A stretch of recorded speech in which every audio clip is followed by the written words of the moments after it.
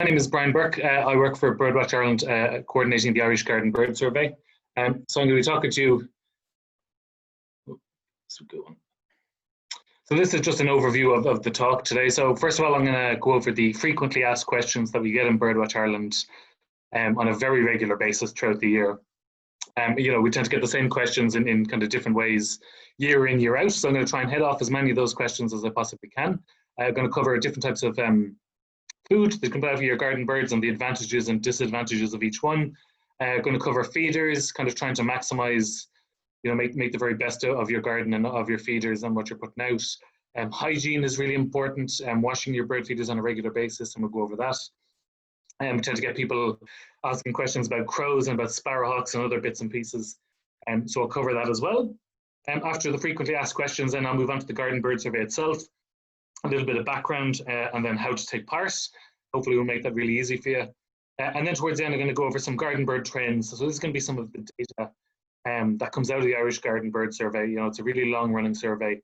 We've gotten a huge amount of data from it, and it's really a matter of the more gardens that take part, the more we can learn about our garden birds and the better we can monitor them. So I'll just try and show you the value of that towards the end. And then again, any questions you have, please do put them in the chat. As you think of them, it'll make it really easy when we get to the end, but you can turn on your mic towards the end. A little question section. So first of all, I'm going to say thanks to Ballymaloe. First of all, Ballymaloe have been sponsoring the survey for the last couple of years. BirdWatch Ireland is a charity, so these things take time, to maximize kind of participation and engagement, make sure as many people as possible know about the survey, make sure we can look into the results, and make sure we really have a good feel for what's going on from year to year. So the sponsorship from Ballymaloe really does make a difference. We're really grateful to them. BirdWatch Ireland members, we're a membership-based charity. If it wasn't for the BirdWatch Ireland members, there'd be no BirdWatch Ireland. So that's hugely important. There's going to be a mix of you. Some of you are going to be BirdWatch Ireland members, and some of you won't. The survey is open to absolutely everyone, so we want as many as people as possible to take part, but do consider joining as a member. That's the best way you can support us. It doesn't cost that much. You get a fantastic magazine 4 times throughout the year. You get loads of other information in your welcome pack, and yeah, hopefully you'll feel that's worthwhile, and that's something you might consider later on. I'll also thank Olivia Crow, who handed the Garden Bird Survey over to me a couple of years ago. There's been a lot of people who've looked after the Garden Bird Survey over the years, so thanks to them, and there's a list of people here who've kindly given us photographs for me to use and hopefully illustrate this talk in a very nice way, so very grateful to them. So, frequently asked questions. First thing I'll say is we got a new BirdWatch Ireland website there last year. If you have any questions, take a look there. There's a good chance we might have answered it already online. So some of the stuff I said today will be covered online, and you'll find answers to other bits and pieces there. So if you do have a bird question, try and make the BirdWatch Ireland website your first kind of port of call to see if you can find the answer there. On the Irish Garden Bird Survey page, that's what the header looks like. If you go to our homepage, you'll get linked to that very quickly. If you scroll down, you'll see this on the Irish Garden Bird Survey page of the BirdWatch Ireland website. You submit your weekly counts, so you can, if you take part in the survey, you can submit your counts online, click on Robin there, that'll take you there. If you're not fully sure that you're doing the survey right, or if you have a question taking part in the survey, the long tail tit photo there, that covers a lot of the questions that people tend to have about the survey. Am I doing it right? Should I be doing something else? Bottom left there, feeding your garden birds. So again, a lot of stuff we're going to cover here today is covered there as well. So bookmark that or put it as a favorite on your web browser and have it as something that you can refer to throughout the winter and even throughout the year.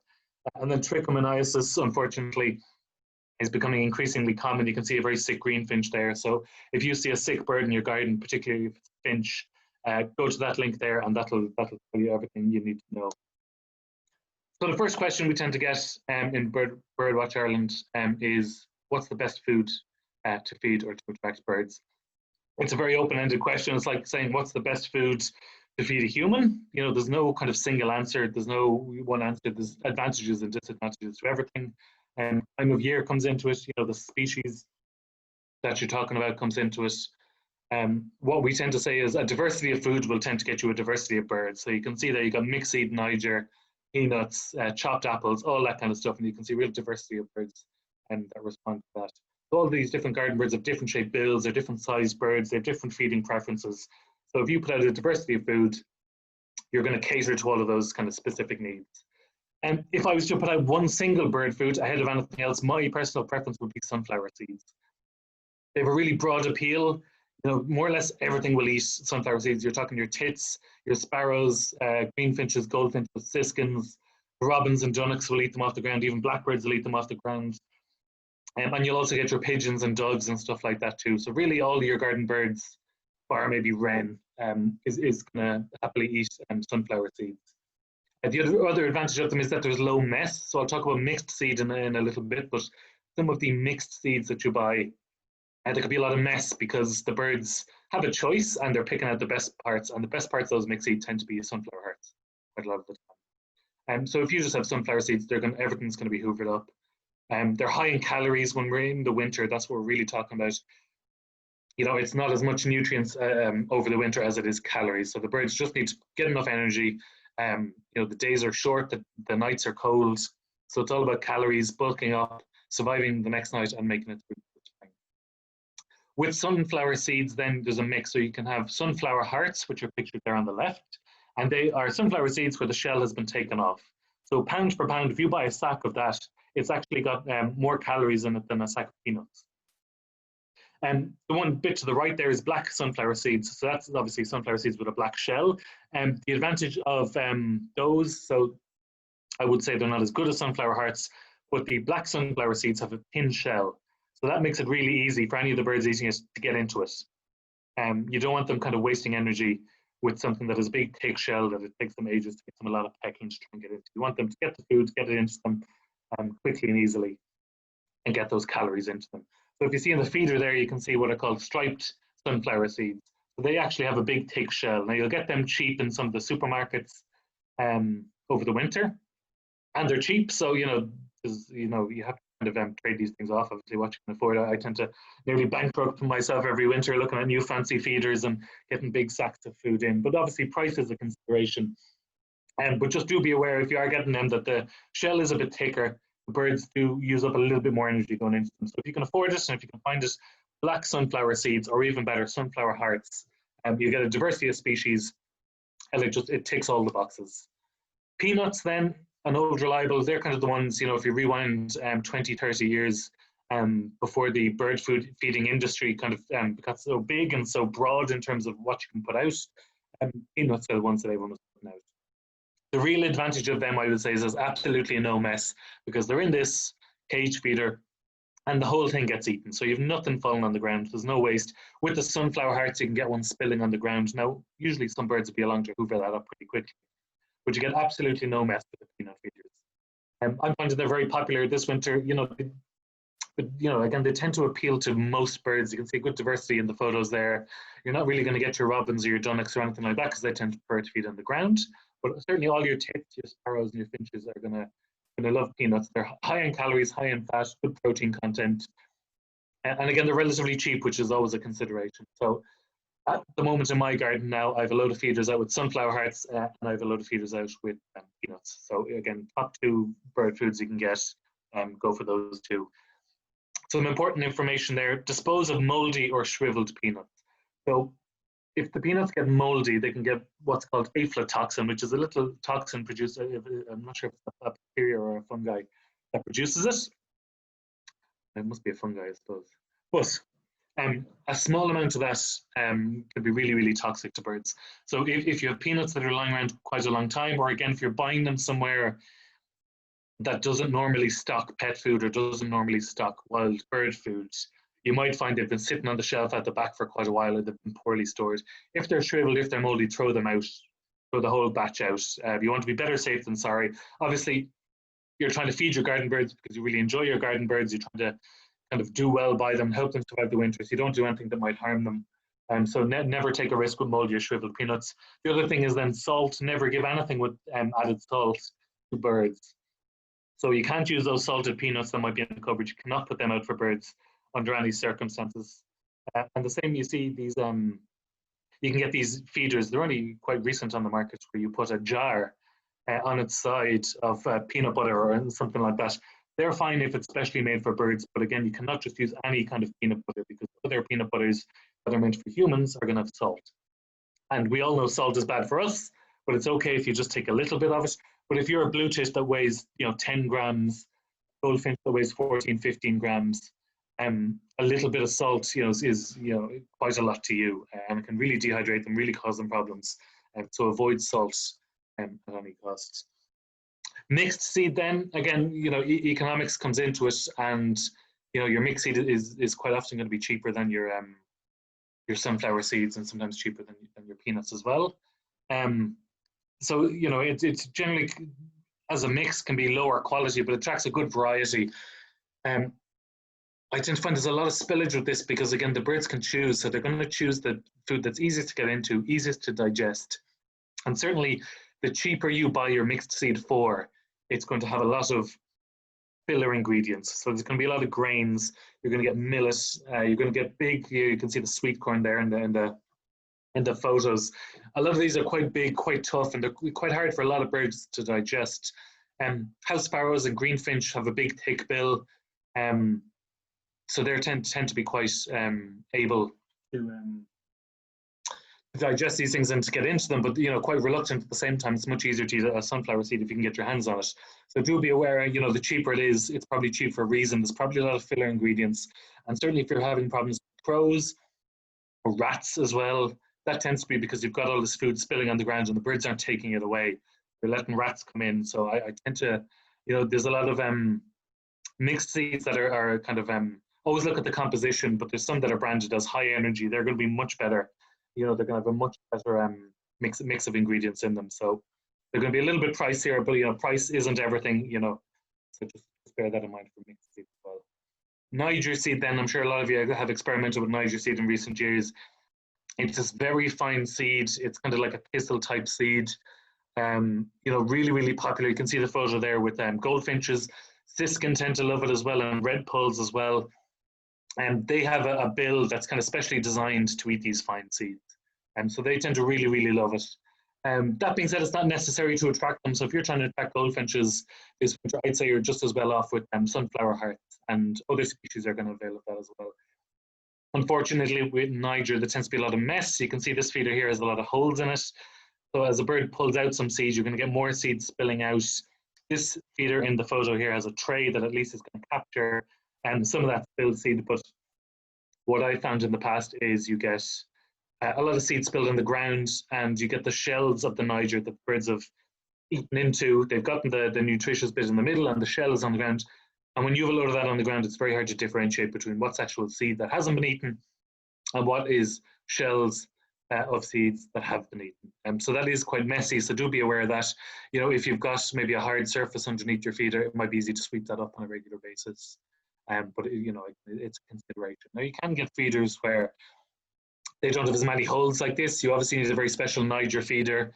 You can't just use your normal seed feeder. But you can get ones that have maybe 2 holes at the bottom, or two holes and 2 holes above that. You're going to have much less spillage with them. So all these kind of things have to be kind of considered as you go on. Mealworms then, can be quite popular, and you can see this kind of other kind of grubs that have come to the market. I think the ones pictured at the top there are only new this year. So they're not actual worms; they're the larval stage of a beetle. You'll tend to find that your insectivores, so your robins, your pied wagtails, and even your tits tend to really enjoy these. Certainly when you get into the summer, when you won't want to be feeding stuff like fat balls, but stuff like this can be quite good, especially for maybe birds that are feeding chicks and stuff like that. It's much closer to their natural food because it's high in protein, it's high in fats, it's high in amino acids, it's got other kind of trace elements that are important to a bird in the breeding season that needs all those resources. So there's something I wouldn't tend to put out in the winter, because there's loads of other things you can put out in the winter.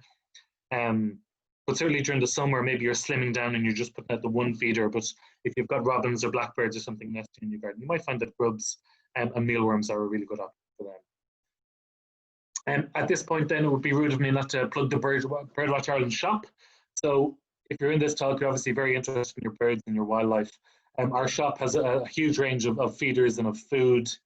We've got small bags of food to big, huge sacks. If you're buying gifts for Christmas, we've got books, we've got binoculars, scopes, mugs, calendars, everything.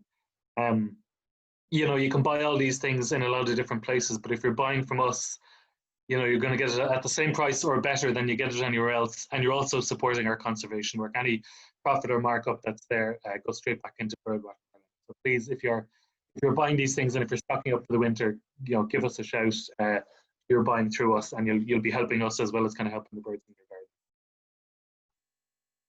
garden. The other thing then is just to get back to the foods. What's in your kitchen? You know, there are a lot of things that that are going to be in your kitchen that you're able to put out for birds. So you can see the photos there. Apples, bananas, you know, pears, grapes, all that kind of stuff. Especially, you know, if they're on a discount, you know, for a cheap price in some of the supermarkets, these things can be fantastic. I find my blackbirds love some chopped up apple or chopped up pear just scattered on the ground under the hedges. You can see here if you spear things onto little branches in your trees, lovely field fare there and a black cap on top. Other things that can put out, sultanas, raisins, currants. Again, these things can be quite cheap in your supermarket. If you soak them in water and throw them out on the ground rather than in a feeder, there's going to be a lot of birds that'll take advantage of that. I've never tried it myself, but they say mild grated cheese near hedgerows and stuff like that. You know, a lot of birds, wrens, dunnocks, robins, there, they enjoy that kind of stuff. And particularly, you know, if we get a hard snow or something like that, where you want to, you know, you want those birds to have options, and they're not going to be birds that are going to perch on your feeder. And that kind of stuff is always a good option. Uncooked porridge oats, another good option. Brown or white rice, as long as it's unsalted and it's cooked. And these are all scraps, and we tend to find, you know, sometimes people don't have food brought in when there's going to be you know, there might be a big snowstorm, or there might be some very heavy frost, and they can't necessarily get to the shop. Look in your cupboards, you know, all these foods are going to be safe, and your birds are going to be really, really delighted to get. Fat balls, then another one. You know, even now I'd say it's probably not cold enough that the birds may not be using fat balls to the same extent as they will later in the winter. But they're a really, really good option. They can be quite cheap a lot of the time. Again, the winter is all about calories, and it's all about fat. That's, you know, what it's about for the birds. So this ticks that box, you know, more than enough. As we get into the springtime, it can still be quite cold, but it's best if you've got other foods that you're putting out, so the birds might get more nutrients, because they're not really going to be getting nutrients from fat balls. Now, you can get some that have a high protein content that can be a little bit pricier, but they're worth the money. Again, these are ones you're going to get in pound shops and in cheap supermarkets, and be wary of them the more cheap they are. You can see the ones on the top right, and they're practically like cannonballs.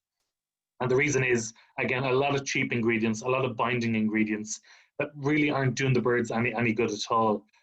Ash is a component used to help bind them together, but it makes them really, really solid. So again, you get what you pay for. There's a trade-off there between quality for the birds and the money you're going to have to pay for it. Keep that in mind. But a really, really good option. You get a nice big cage feeder like this, and you're going to get big birds and small birds that love it. One thing, and I hate showing this slide, but it's really, really important. There are still some suppliers that are selling peanuts and selling fat balls, and they have this little plastic mesh netting on it, and it can be absolutely lethal for birds, especially as whatever food, you know, you buy it and it's quite tense because the netting is full of food. But once the birds start eating that food, you know, it starts to slacken, and the birds can get their tongues caught in the netting, and they can get their legs caught in it. And you can see this great tit has died because it actually broke its leg struggling to get away from that. So if you ever see these things, put them into a proper feeder or put them up or something like that, but never put them out in these nets. The other thing then, you know, we talk about cost. You can make your own fat balls very easily, and it's really satisfying. You know, it's really cheap to make. It's fun for kids, it's fun for adults, and it's really rewarding when you've put some time in some evening to making something for your birds to eat, and then you see them eating it. You know, so that's really, really good. I first did this a couple of years ago. I had to give a talk about robins and about garden birds to a load of kids in the Phoenix Park, and it was a talk we do annually. And you know, my colleague who had done it the year before said, you know, it's a really good activity if you make some fat balls with the kids afterwards, you know, and they can take it home and put it out, and that's great. So I did that, and we had great fun, and it was a little bit messy, but you know, everyone went home with their fat balls, and I made some, and I hung them up in the garden, and I was like, oh, this would be great now. And I watched and I watched and I watched, and it took days for the birds to go near it. I think it took about a week. It could have even been 10 days before the birds went near it. So I had this thing of, I had a room full of 20, 30 kids, and I told them, this is what you do to attract birds, and they'll absolutely love this. And then I was thinking, Jesus, the birds aren't going for this at all. So I was really, you can imagine what was going through my mind. Luckily, on that 10th day or whenever it was, one or two birds started going towards it. And once one or two birds go onto something like that, they all flock onto it. Thankfully, the birds ate it up very, very quickly afterwards. So I had some comfort after that the bird, all those kids were hopefully going to be a bit luckier than I was. It worked out okay in the end. So the ingredients, you'll see that fry text. I put that picture there because that's one I can always find in my local Tesco. It's going to be in the fridge section beside the butter, the blocks of butter. Very, very cheap. It's 60 or 70 cents. Get some cheap raisins and sultanas. Even get some mixed seeds, some porridge oats.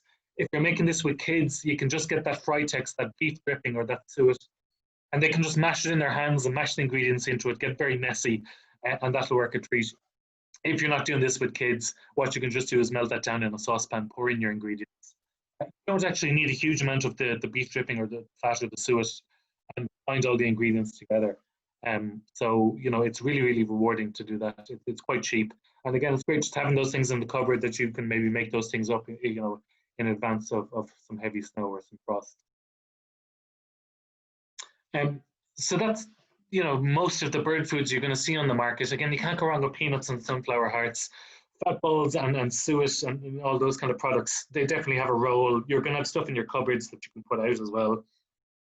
Different birds prefer different foods, so you're going to get different responses to different foods, especially as the winter goes on and it gets colder. Some birds prefer to feed on the ground, so always bear that in mind. A little bit of spillage on the ground isn't the worst thing. If you've got robins and pied wagtails and stuff like that around the place, you might want to scatter some seed on the ground, or you might want to put it on top of a shed roof or on top of a high wall or something like that. Or a bird table. They're kind of nearly gone out of fashion a little bit now with all the fancy hanging feeders you can get, but you can't beat a bird table, And the other thing then is multiple feeding stations mean less fighting.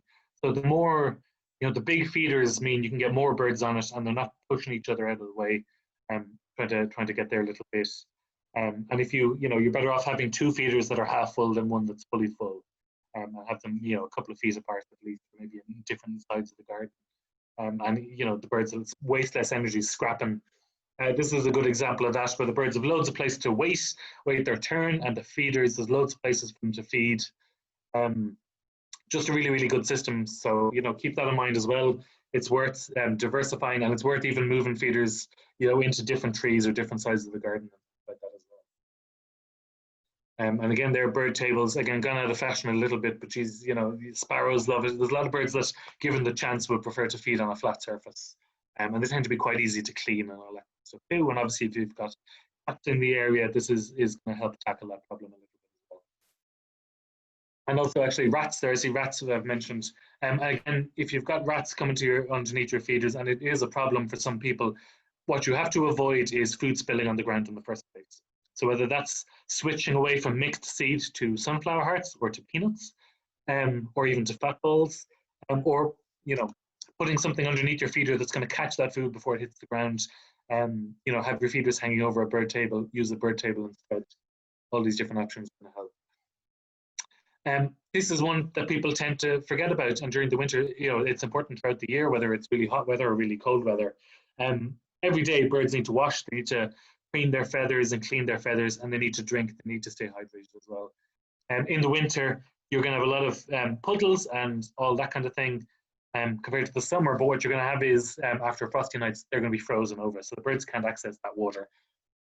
When you're putting out food for birds, or if you're putting out water for birds, essentially what you're doing is you're making it easy for the birds. They don't have to fly around the countryside looking for these things every day.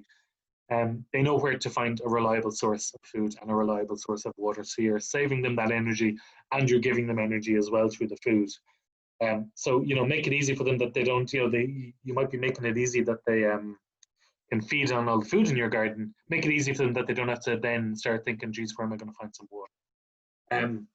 Important to wash your water dish out regularly, and put fresh water in it, give it a good scrub. Don't let it freeze over. You can put a tennis ball or something like that in it to stop freezing over. Really, you can just check it in the morning. Um, I tend to use, you can buy proper bird baths and all that kind of stuff. I tend to use the little saucers you can buy for putting under plant pots. So they're quite often made of plastic or sometimes made of kind of a terracotta type thing. And they tend to be a good size. They tend to be quite shallow. You don't want something really, really deep because the birds aren't going to be able to reach into it and they're not going to be able to hop into it to have a wash. What you want is something pretty shallow. They can easily drink or they can hop in and have a wash if they want. So some kind of shallow dish. If you've got something that's a little bit deep, put a stick or put some stones in it. They can hop onto those and have easy access to the water. And then that other thing there, don't put it under your feeders because what you're going to get is the birds depositing under the feeders, and that's going to end up in the water, and you're going to vary the water as a result. Put it somewhere slightly separate, somewhere where they're going to find it, and just don't forget it, and don't underestimate the importance of water. So that kind of covers off food, and it covers off water a little bit as well. Why am I getting no birds to my feeders is a great question, and we always get that. So at certain times of the year, and it tends to happen in autumn, and even to a certain extent in some gardens at the moment, birds do go a little bit quiet. So in the autumn, you have a huge amount of food available to wild birds. You've got berries, you've got nuts, you've got seeds, you've still got some insects because it's not too cold yet. So they don't have to go to your garden. So they're going to use up all those food sources, and then as they get depleted, they're going to start using gardens more and more and more. So don't panic if you're not getting any birds. As the weather gets colder, you will, put out the right foods. I would say start off with peanuts or seeds. And some people lately have been getting on to me saying they put out fat balls and there's nothing going for them.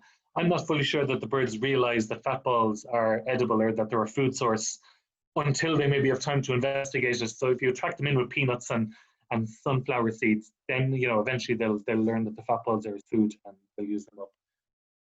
The other thing though is some people, so there's, again, it's all about these trade-offs. So if you're feeding your garden birds, you want to have a really good view of your garden birds. You want to see them on the feeders, you want to see who's coming, you want to see who's going. You're doing the Irish Garden Bird Survey, you want to make it easy for yourself to count things. So there's a nice little garden like this, that you're going to put that feeder just at the edge of the curbing here, bang in the middle. So you're going to have a really, really good view of all the birds that are there. That doesn't work for birds. So if you're a wild bird, you're constantly aware of the threat of predation, the threat that something is going to come and try and eat you. That is just life as a small mammal, as a small insect, as a small bird. So they don't want to have to fly out into the middle of the open, because if a sparrowhawk or something flies by and they're on the feeder right in the middle there, they have a couple of meters to fly before they have shelter, where they might be able to escape that sparrowhawk. So what you need to do is have your feeders close to trees, close to shrubbery. It can be a meter away. It depends on your own garden, but just if you're not getting birds coming to your feeders, try and get it closer to some good vegetation like shrubs and like trees, anywhere there on the left or the right, that the birds can hop into, they'll fly into those trees and they'll work their way down and then they'll make that little hop to your feeder. That's one thing that people tend to forget sometimes. There's been a lot of studies done on this, and what you get is the further away from cover you put your feeder, the fewer species that are going to go for it. Study done in Wales, and the last birds that would go out to it were greenfinches, and that was back in the 1990s, and they reckon part of that was because they're this big bird, but also because they were flying out into the open where the feeder was, but they were flying out in good numbers. So if you're in a big flock of greenfinch, and a sparrowhawk flies over, if it's a big flock, you've maybe got the numbers on your side that you mightn't be the greenfinch. So keep that in mind as well. And you'll also get as well juvenile birds. So if you have a bang in the middle there, what you might get is your juvenile coal tits or blue tits, where they're a bit naive or maybe a bit more desperate for food. So they're going to chance their arm and fly out into the open. But if you have it much closer to the edges there, you're going to have much more birds. How to stop crows. This question comes up year after year. You can see these two pictures here that are attempting it. The one on the left, it's a good solid cage around the feeders that stops the crows accessing them completely. But you can see that the mesh is big enough for the small birds to get in quite easily. You can see the one on the right there. It's kind of trying to stop the crows landing on the top and kind of pecking in at the sides and stuff like that. Do try squirrel-proof feeders, but you might find that the crows, especially if the seeds in it, what they might do is just shake the feeder, knock the seeds out onto the ground. And, they'll be able to hoover it up from the ground. So there's, you really have to kind of see what you've got in the shed, but what can you try and adapt? How can you deny them access? So if you've got some caging, some people put the cable tie to hanging baskets around an individual feeder. You can put things on the top of the feeder. Some people, rather than hanging their feeders with some wire or some string, they'll use a piece of elastic, so it kind of bounces as the crows land on it and spooks them a little bit. If you find that they still, bang into something like that to knock the seed on the ground, if you anchor it to the ground as well, a little bit of string tying it to the ground as well, they won't be able to kind of shake it and knock stuff out of it. The other thing you can do is put your feeders closer in under branches, make it difficult. Small birds will be able to get into kind of hedge and denser branches, and then those big birds like the crows will be. And again, avoid spillage and avoid mess. So don't attract them in the first place, and they won't have this time to figure out how to get the food out of your feeders. Another thing that we tend to get people have a real love-hate relationship with sparrowhawks. I absolutely love sparrowhawks. They're fantastic birds. They're this bird that has evolved to be a predator of small birds in a kind of a woodland system, but they've really adapted to kind of towns and villages and gardens as well quite readily. They're a sign that there's good numbers of birds in the area. They're an ecosystem indicator, so they're no different to eagles or buzzards or something like that, where if we have an environment that can support sparrowhawks, we're doing something right. So it's a compliment if you've got a sparrowhawk, a regularly visiting sparrowhawk. Do remember that they have to eat too. Life is really tough as a sparrowhawk because no one's putting out feeders for you. Everyone I talk to as well is convinced that their sparrowhawk is the most efficient hunting sparrowhawk in the world. We've 10,000 sparrowhawks in Ireland. They think their one is, top gun, the real best of the lot. There's been numerous studies, numerous countries over decades and decades that say, and there's one actually published, I think it was in Sweden or Norway recently as well, and had the exact same percentage.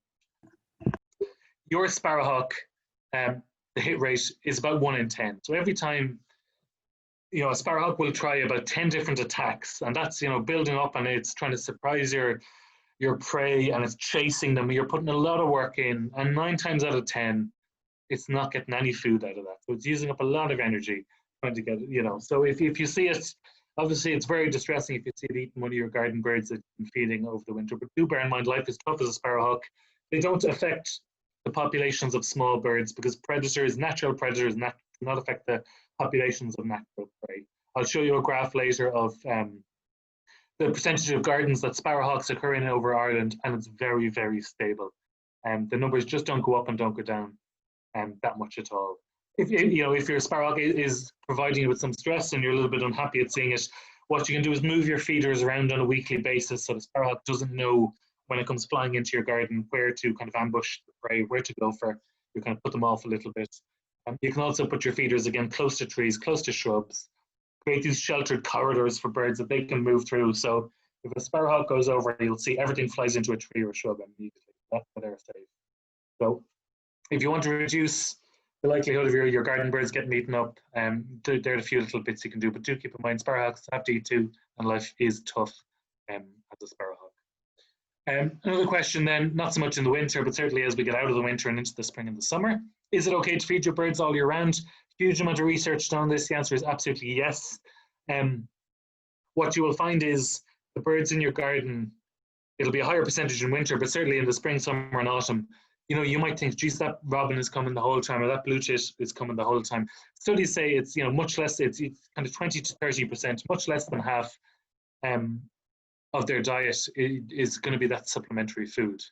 So what they're doing is they're coming to your feeders in the morning. They're going to get some sunflower hearts or get some peanuts. That's going to give them some energy after the long cold night. And then they're going to go off and look and see if they find any worms, can they find any insects flying around the place. And then later on, depending on how that goes, they're going to come back to your feeders. So, even in the summer months, and you're thinking, Jesus, I'm worried now, is it just relying on my feeders too much? It's not. It uses that to kind of stabilize itself a little bit and then has the energy to go looking for natural food. So don't worry about that at all. Provide feeders the whole time. Obviously, during the summer, they're much less reliant on your feeders. So, you can cut down on what you put out. Put out maybe a peanut feeder or a sunflower feeder and half fill it. Give them something to keep them going, but they're not going to be reliant on it. So don't worry, and don't bankrupt yourself over the summer, save it all for the winter. The one thing obviously is to avoid fat-based foods during the summer. They're great for the winter because again, they're calories and they're fat. That's what they need to survive the winter. But in the summer, they need more something a bit more nutritious and stuff like that. So do not put out fat balls and stuff like that once you get into the spring. And again, all year round, water, always really, really important. Disease and feeder hygiene then again. So geez, we're all absolute experts on epidemiology after the year we've had. The stuff we're learning about COVID and the transmission of COVID, really applies to a lot of other infectious things as well. So the parasites and the bacteria and stuff like that are going to affect your garden birds, there's no risk to humans. Avian flu is around at the moment in some of our waterbird populations. There's no risk to humans. So don't worry about that at all. That's not going to be an issue. But obviously, if you're gathering large amounts of birds in your garden, there's going to be a risk that parasites and infections and stuff can pass between them. What you want to do is keep your feeders clean, get into a good habit of that. And regular cleaning and disinfecting, and you minimize that risk. So the main thing you're going to come across, unfortunately, is what we call trichomoniasis. It's a parasite that gets into the throat of certain bird species, lodges in there, grows, and eventually that bird is unable to feed because that thing is blocking up its throat. And what you'll see is a greenfinch or maybe a chaffinch or a goldfinch puffed up like this, eyes kind of half closed, food stuck to the bill, the wings are kind of drooped a little bit. That's a sign that a bird is seriously sick. You'll walk out to your feeder and that bird will be very slow to fly away. That's a problem. So this trichomoniasis parasite, it has been in, they think a version of it was affecting the dinosaurs. We've certainly know it affected pigeon species and raptor species. We've known that for quite a long time.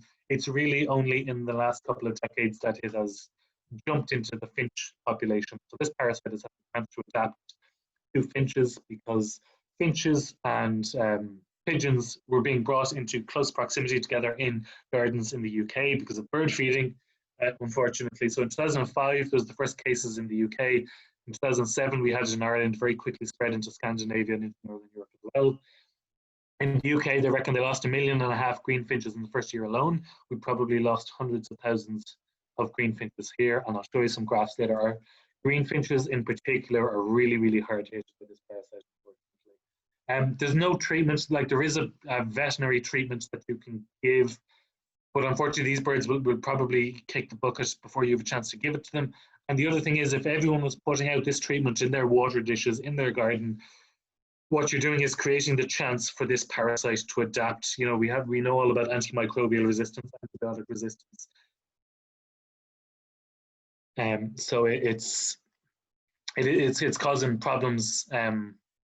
There's the potential, if we were all to be putting out this medication, to cause problems in that sense, and that the parasite might adapt in that way, and then we'd be really, really snookered. So there's no treatment, unfortunately. All you can do is take in your feeders and give them a good scrub. Other infections you might see chaffinches, especially with this kind of bumblefoot. This isn't fatal. It certainly causes them problems, and you'll see them eventually losing toes or losing feet. Another reason just to keep your bird feeders clean, it can be caused by a virus, and sometimes it's caused by mites. You can see on the bottom right, this is avian pox, which tends to affect great tits a lot. I know there's been certainly a lot of cases in the UK. Birds can recover. I'm not sure how often they do, but it certainly is possible. I know of cases where it happens. There's a long list of other species that can be affected, but it tends to be great tits. And then there's other things like salmonellosis. Again, if you have a buildup of droppings underneath your feeder, you're increasing the risk of that, particularly for your finches and your sparrows. So another thing you can do is move your feeders every couple of weeks so that the buildup of droppings isn't all in the one place. And then the rain can wash it away, over the course of a week or two, and then you can move your feeder back to the original position. So just move them around the garden. Aflatoxins we talked about earlier, moldy peanuts. Never give birds anything with mold on it, is the simple thing there. So if you do see a sick bird in your garden, unfortunately, what you're going to have to do is to stop feeding your birds for 2 to 4 weeks, because that will mean that rather than all congregating in your garden where the sick birds are, if there isn't food in your garden, they're going to have to go elsewhere, and they're going to split up, go in different directions, and there's less of a chance of those sick birds making other birds sick. So that has to be the top priority. The other thing you have to do is take in your feeders, give them a good scrub, hot water, a mild bleach solution, a little tap of bleach in the sink, give them a good scrub, rinse them out, and allow them to air dry. You should be doing this kind of cleaning regime every week or two in your garden. If you're like me, you might have accumulated a handful of feeders every year, and now you have a shed that's full of feeders in various states of disrepair. What I tend to do is every week, when the weekend comes, I will take in my feeders. I'll throw the food out onto the bird table or something like that, and I'll put out fresh feeders. So I'll get the feeders from the shed that I wasn't using, put the food into them, put them out, and then I have loads of time to give the feeders that were just out a good clean. You just get into a really, really good habit with this. There's nothing more disheartening than when you've been trying to look after your garden birds, and then one of them gets sick and you have to stop feeding. You want to avoid this at all costs. So get a good habit with that. Just going to take a sip of my water here now. Hopefully you're all still listening and awake and everything else. We still have about 200 people in the talk, which is fantastic turnout. So that's all the frequently asked questions. I'm sure some of you will have little questions to add on to that, and if you put them in the chat box, I'll have to take a look at them at the end. Now I'm going to talk to you about the Irish Garden Bird Survey itself. So hopefully you're all aware of it. If you haven't taken part before, hopefully you're going to take part this year. So I'm just going to talk you through that.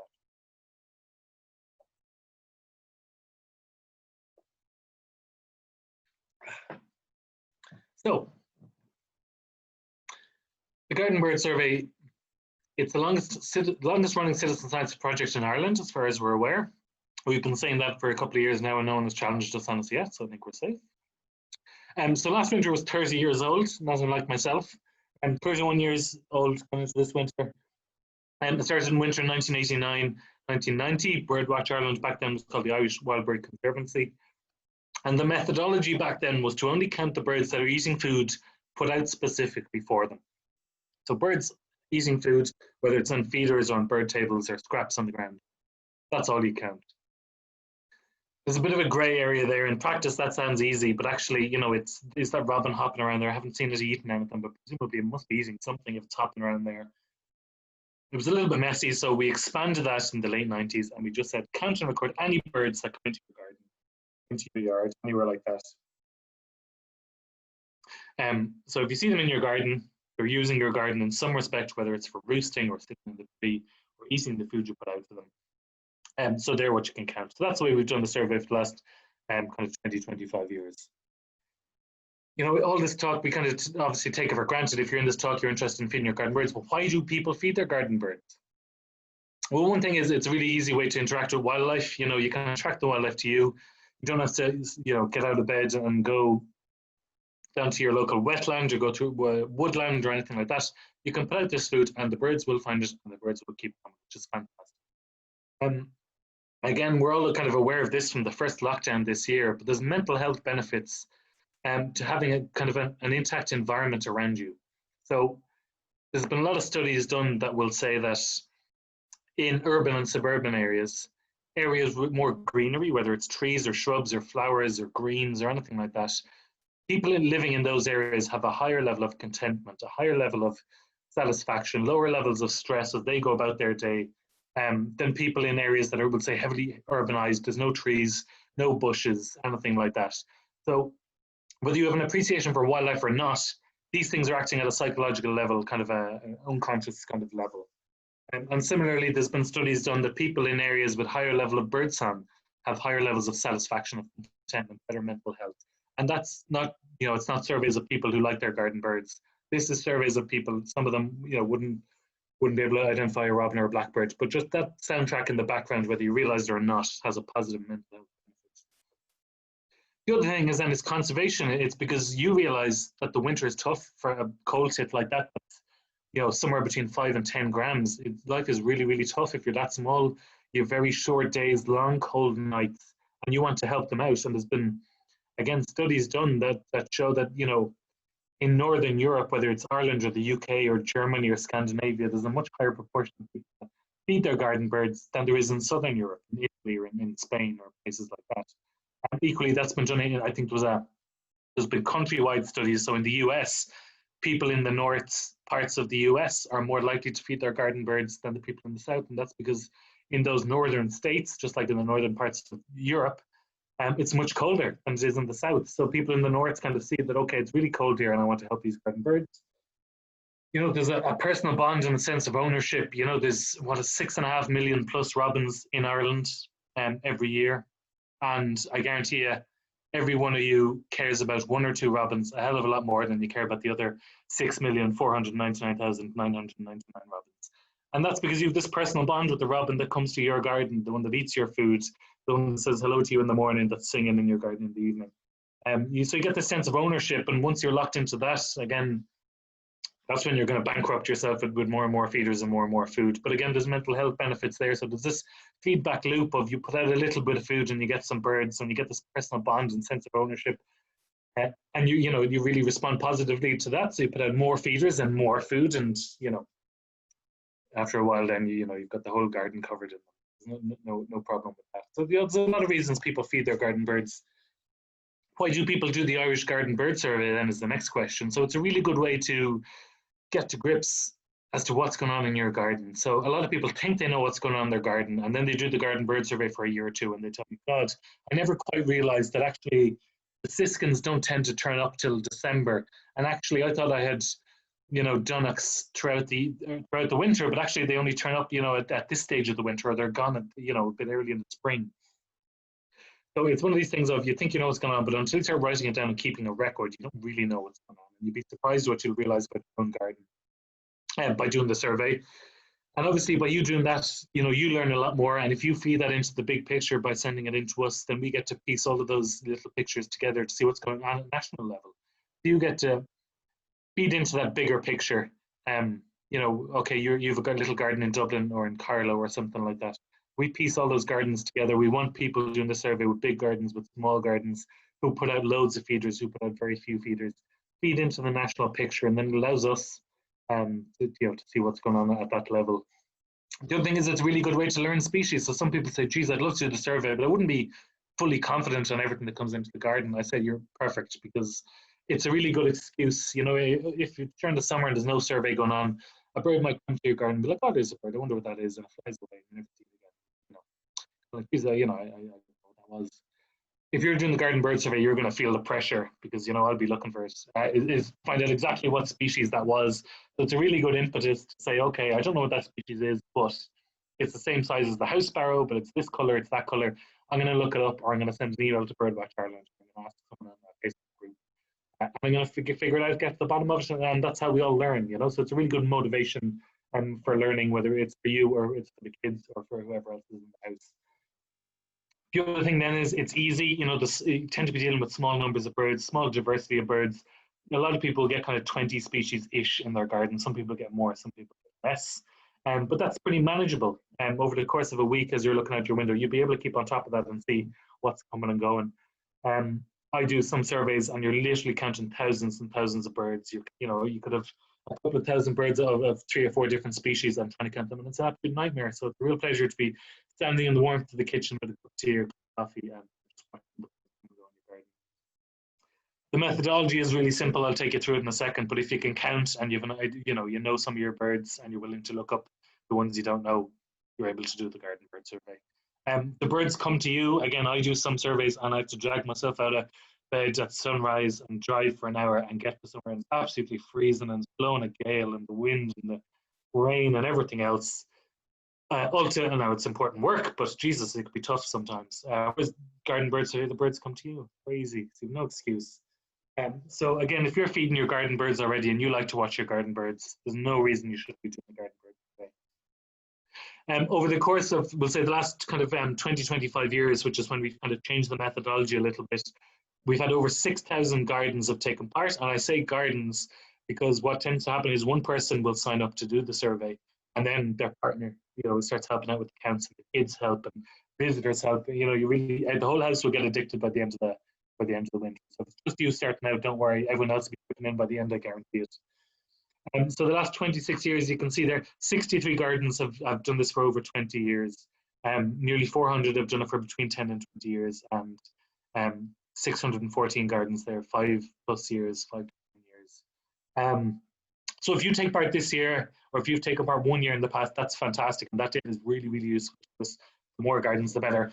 But if you take part year after year, the longer you take part, the more your data is worth. Because it means when we're running all these complicated stats, that we're not just able to look at things that the average garden did this in this year or that in that year. We're able to look at what happened in your garden 10 years ago versus what happened last year. And we're able to do that for all the gardens who did that. So we're able to build up a really, really scientific data. You know, the data quality is excellent. So the more years you take part, the better. But please, please, you know, make this part of your Christmas routine every year. It's part of the Garden Bird Survey. So you can see there last year, that's gardens with over 10 weeks of data. So the survey goes on for 13 weeks, goes on from today to the end of February. Don't worry if you miss a couple of weeks in the middle if you're visiting for Christmas or something like that. Do as many weeks as you can, and that's perfect. And you can see in the last couple of years, we've had a really, really positive trend. I'm really hoping this year we can absolutely smash that record. You know, it's the biggest citizen science project in Ireland. We want to make it bigger. The more people who take part, the better. So this is the stats from last year. So these are the counties, the percentage kind of that took part in each county. So nearly 30% of the people who took part last year were living in Dublin, and you can see your way down there. So everyone, as you're looking at this, will have zeroed in on your own county there. The more gardens that take part, the better. If you're in Dublin, please take part. If you're in Leitrim, please take part. If you're in anywhere at all there, please take part. But if you're in one of these counties where the percentage is very low, Roscommon, Westmeath, Louth, Laois, any of those counties with a slightly lower percentage, especially somewhere like Mayo, even where we know there's a lot of people, but not a huge amount taking part, you know, make this your motivation, because what we want is the survey to be representative of Ireland. So we need Dublin Gardens, but we also need Cork, Wicklow, Galway, Waterford, Kildare, Limerick, Wexford, Kerry, Meath. We need all the gardens from different parts of the country to take part. So please, if you're in one of those counties with a low percentage, really, really make the extra effort. And the other thing we say is, you know, if you're sitting here listening to this talk, chances are you can think of a family member, an aunt, an uncle, a brother, a sister, a parent, one of your neighbours, one of your friends at work, or you know, one of the groups you go to during the week. Someone else who might participate in the survey who likes to feed their garden birds. Make it easy for them, put them in touch with us, or send them a copy of the form, get them to take part. The more counties that take part, the better. Big gardens, small gardens, whether you put out 1 feeder or 20 feeders, it doesn't matter. All gardens are important. The more people who take part, the better. Please, if you take one thing from this, it's and feel that I'm guilting you into inviting 1 or 2 people to take part. You know, if everyone who took part last year invited another person, you know, that doubles your numbers very, very easily. So please, a lot of people in tidy towns groups or in local residence groups, something like that, spread the word. So methodology, it's a really, really simple survey. It starts this week, and essentially every Monday you start a fresh week. And we want the highest number of each species in your garden per week. So that's 1 number for each species for each week. Never add between days, and never add kind of between morning and evening. We want birds in your garden, whether they're on feeders or not on feeders. And for birds of prey, if they're hunting over your garden, that counts as well. So this is the paper copy of the form. This is what it looks like now. We have an online version of this as well. You'll see the bit on the left there is all the details about your garden, and we just need that to know so that we have an idea of what's happening in big gardens and small gardens, or you know what the food and what effect that might have. Your name and address there. The only reason we want your address is so that we know to attribute the data to the same garden year after year. And if you put in your email address there as well, it means we can contact you if we have any issues, and also with our newsletter and things like that as well. And then on the right, then very straightforward, day, you know, the date of the week along the top, and the name of the species along the left, and you can add species there in the bottom as well. So if you want to submit online, again, go to the Irish Garden Bird Survey page and submit your weekly counts is there, the Robin tab, and it looks more or less the same as the layout of this page, so you'll find it very easily. So when I say count the highest number of each species that you see at any one time. So you pick a species, we've got starling here, so you never add birds seen at different times. So on the left there, it's 9 o'clock in the morning and you're looking out and there's 5 starlings in the garden. You look out later on and they're at 3 o'clock and there's 2 starlings in the garden. 5 is the highest number you've seen at any one time. It's not 2, so you don't add anything on. 5 is your number to beat for the rest of the week. So you're writing down 5 on that survey form for this week, unless you see more at any one time. And that goes the same then for between days. So if you see one blue tit on Tuesday, 2 on Friday, 2 on Saturday, your number to write down for that week is 2. That's the highest number you've seen at any one time when you're looking out your window. So the survey is kind of based on peak counts. There's a good chance that more than 2 blue tits are used in your garden, but what we want is that peak count, the highest number you see at any one time. If you're worried that you're not doing it right, give it a go for a week, drop me an email, and we'll steer you in the right direction with it. So the survey lasts 13 weeks. You don't have to do every single week. You don't have to do every single day. There's going to be days you're too busy, days you're away from the house, all that kind of stuff. Spend as much time as you can during the week looking out and try and get a good feel for what's going on in your garden. Try and do 10 plus weeks. Don't worry if you miss a couple of weeks. And you still have a couple of weeks to convince your friends and your family and your neighbours to take part as well. It doesn't matter if they miss the first week or two. And again, the more years you take part, the better. There's way more value to the data. So please make this part of your Christmas tradition. You'll be feeding the birds anyway. It's not much a stretch to write down some details and send them into us and contribute to the future. Some identification tips. So there's a couple of species that people tend to mix up a little bit every year. And certainly if you're only starting out, some of these can be quite tricky. We'll be publishing some stuff on our website that'll give you the results from last year. And if you're a member of BirdWatch Ireland, you'll have seen the top 30 in your Wings magazine that you got in the post there a couple of weeks ago. If you look at that top 30, and we'll have it on the website this week, they're the common birds. So if you're looking at your bird book and say, I'm not sure if it's a goldcrest or a firecrest. Well, goldcrest, they do look similar, but goldcrest is by far more common in Ireland. Firecrests are very, very rare. So chances are you're going to have the common version. If you're not sure between house sparrow and tree sparrow, again, house sparrows are way more common, unless you're maybe in Leinster somewhere with a lot of cereal fields near you. Blackcap and garden warbler. The female blackcap has a poor name because it's got a brown cap on it. But that can make it look quite similar to some pictures of garden warbler. Garden warblers have all migrated out of Ireland for the winter, so you're not going to see a garden warbler, but you're going to see female blackcap. Again, we get people writing down a gull that's in their garden, a seagull, they say, or a common gull. There's a species called a common gull, and unfortunately, it is about the 3rd most common gull species we have in Ireland. So I'm a little bit hesitant when some people put down common gull, that they actually mean the gull that is the most common, which tends to be a black-headed gull. So that's a small gull species that has a little bit of a black dot behind its eye at this time of year. Really, if you've got gulls in your garden at this time of year, if it's a smallish gull, it's probably a black-headed gull, and if it's a big gull, and you'll know big when you see it, it's probably a herring gull. But again, if you have any doubts about that, get a quick picture or drop me an email and I'll steer you in the right direction. Grey wagtail is another one that catches people out when they're starting off. So the grey wagtail has yellow on it. It's very visibly yellow. So if the bird you're seeing is grey with bits of black and white, that's actually a pied wagtail. Pied is 2 colours, black and white. Again, there are bits of grey in there. But again, grey wagtail are a species of rivers. Pied wagtail way more common in gardens. And again, twice, it's a small finch, a little bit of red on it, a little brown and streaky. They're in really limited areas in Ireland, usually kind of areas with salt marsh or kind of certain kind of grazing regimes. You get them up in Belmullet in the far west part of Mayo, and you'll get them in parts of kind of Dundalk Bay and the salt marsh areas. You're not going to get twice in your garden, but you are going to get redpoll that again look very similar in a lot of bird books. And if you're getting something that's quite a big finch, it could be a linnet either. So again, take a look at that top 30. If you haven't seen it already, you'll see it on our website this week. And if you're having trouble identifying something, it's kind of the simplest answer is often the correct one. Have a look through that top 30 and see what's the most common option. It's probably that. But again, always get in touch with us if you have any doubts.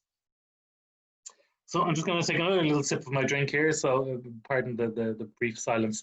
I've talked you through the frequently asked questions, and I've talked you through the garden bird survey itself. Now I'm going to show you some of the trends we've seen over the years. And I'm really only going to scratch the surface with this, but hopefully it'll give you a good flavour for the value of the survey and the importance of doing it year after year and what we can learn.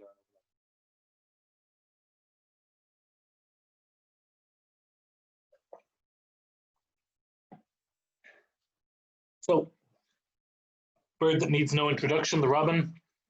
In summer, we have about 5.4 million individuals in Ireland. We know that through the Countryside Bird Survey, which is another survey that we run. Males and females sing in the winter, so there's very few birds you'll find singing in the winter. Robins will do it, and the females will do it as well, not just the males. The Latin name there that I'm not even going to try and pronounce, it means solitary little red one, which quite apt. If you've ever seen a robin, they're very territorial even in the winter, and even the females can be territorial. There's been studies and kind of anecdotes through the years of, as we get into the breeding season, someone with maybe a red handkerchief or something in the garden, and the robin would even attack that because it's that red color that triggers that territorial aggression. You know, so they really will chase other robins, and they'll chase anything with a bit of red on it. And that's why you get the juvenile robins in the summertime. When they fledge, they don't have any red or orange on them. They're just this brown sticky color on it, so that if they hop into the territory of some other adult, that adult doesn't see them as a threat. They don't have any red on them, so they won't be attacking the juvenile, basically. If you've been following us on social media, you'll have seen a news item I posted there recently, and it was about the ages of garden birds. So the oldest robin on record in Ireland or the UK was 8 years and 5 months old. So unfortunately, a lot of people get very attached to their robin, and they're convinced that their robin has been visiting for 5 years or 10 years or 20 years or all this kind of stuff. Unfortunately, science is always kind of ruining people's fun, and we know that the oldest your robin could be really is probably about 8 years, and even that would be exceptional. On average, your robin is probably 2, maybe 3, maybe 4 years if it's doing really, really well. So that's the average lifespan. You can see that average lifespan. Life is tough if you're a robin, and you'll see the average lifespan of a lot of your garden birds. It's 2, 3, 4 years at best, and again, life is tough if you're one of these birds. So the last 26 years, again, since we kind of altered the methodology of the survey, on average, 99.3%, a ridiculously high figure of gardens, get a robin during the winter. So they've ranked in first place in 22 winters. And they've actually, in the last 10 winters in a row, which is a record, they've been in number 1. A couple of years there, you can see that they ranked in second, just behind blackbirds. And then there was 1 year there where blackbird and blue tit came in ahead of robin. By and large, robin is our most frequently encountered garden bird, which won't surprise you. So when you keep that in mind, so the 2 things there in those last 2 slides, they sing during the winter, and they're in pretty much every single garden across the country. And that's very similar in the UK as well. You can, when you imagine that the little bit of bird song in your garden is coming from a robin, they're absolutely everywhere. You can see how they might get tied up in the Christmas tradition over the years. So you can see this guy in the top left, he's a postman in the Victorian era in the UK. A lot of our current Christmas traditions kind of come from that era, the Victorian era. These guys were the postmen, and in winter they'd wear these big red coats and keep them warm. Around Christmas time, people are sending letters to their family because it wasn't as easy to travel. Again, Jesus, foreshadowing this year as well. But it wasn't as easy to travel long distances, so you'd send letters and cards to your family. So people would be used to seeing this guy in the red coat coming to the door every day, and they'd be used to seeing their robins as well with their red coats. So these guys got the nickname of the robin, and you can, that's why they're kind of featured on so many Christmas cards, and they're real firm part of our Christmas tradition. The wren then is another species that you're going to be familiar with. 6.2 million individuals in the summer. They have a very small territory. You get them in absolutely every hedgerow in the country. Troglodytes, that's one of the few Latin names I'll try and pronounce. Their Latin name is Troglodytes, and that means cave dweller. You won't see your wren on your bird feeders, but what you will see is them skulking in the hedges and things like that. So cave dwellers, they're like these dark places where they'll hop around and look for food. They're insectivorous, so again, they're not going to be hanging out eating your seeds and stuff like that. They will take mealworms. They will take little fragments of peanuts and seeds under your feeders sometimes if they're desperate. And you can see the lifespan here, on average 2 years. And the oldest one is on record in Ireland, the UK, is 7 years old. So these guys, being absolutely tiny, unfortunately, really get knocked back by cold winters and by extended periods of frost. So, like the robin, is tradition associated with wrens and the new year. Some of you will know those traditions better than I will. You've got the Wren Day, St. Stephen's Day. You'll hear a lot of kind of about a wren betraying Irish soldiers against Norse invaders in the 8th, 9th, 10th century, somewhere around there, where the Irish were sneaking up on the Norsemen while they were asleep, and a wren either beat its wings and hit a drum, and that woke up the Norsemen, and they attacked the Irish, so Wren betrayed the Irish, or it might have picked on some breadcrumbs, depending on the story you hear, that are on the drum, and woke the Vikings, and that led to the defeat of the Irishmen. You'll hear that story too with St. Stephen in place of the Irishmen. Celtic mythology then, and kind of pagan mythology, wrens were a symbol of the past year and robins were a symbol of the new year. So again, you can see how these two birds are getting caught up in all this mythology over the years. There's the other legend of the wren being the king of the birds. All the birds met up and decided whichever one could fly the highest was going to be the king of the birds. So all these birds are flying up and up and up and up, and gradually some of them are getting tired and they're falling off and dropping down. There's fewer and fewer birds left, and the last one standing there was the golden eagle with the wings out, big huge wings, soaring up and up and up, and felt I'm the king of the birds now. And what happened? But a little wren hopped out from under its feathers, flew up a little bit higher, just as the golden eagle was getting tired, and that's how the wren. Again, we're a scientific-based organization. I can't comment on how factual or not factual that story might be. Certainly a very nice story, though. So, most people, even if they're not familiar with a lot of their garden birds, they will know a wren. They'll have heard of a wren, and they'll probably be able to identify a wren. They're only in 78% of gardens. Again, they're not coming into your feeders, but they will come into the sheltered shrubs and stuff like that. And because it's in winter, you're going to have a lot of leaves that have fallen, and the hedgerows and the bushes and stuff are going to be much more bare, so you're going to have a better chance of seeing them. But 78% of gardens on average, usually in the top 10 birds every year, but they do range, so it fluctuates.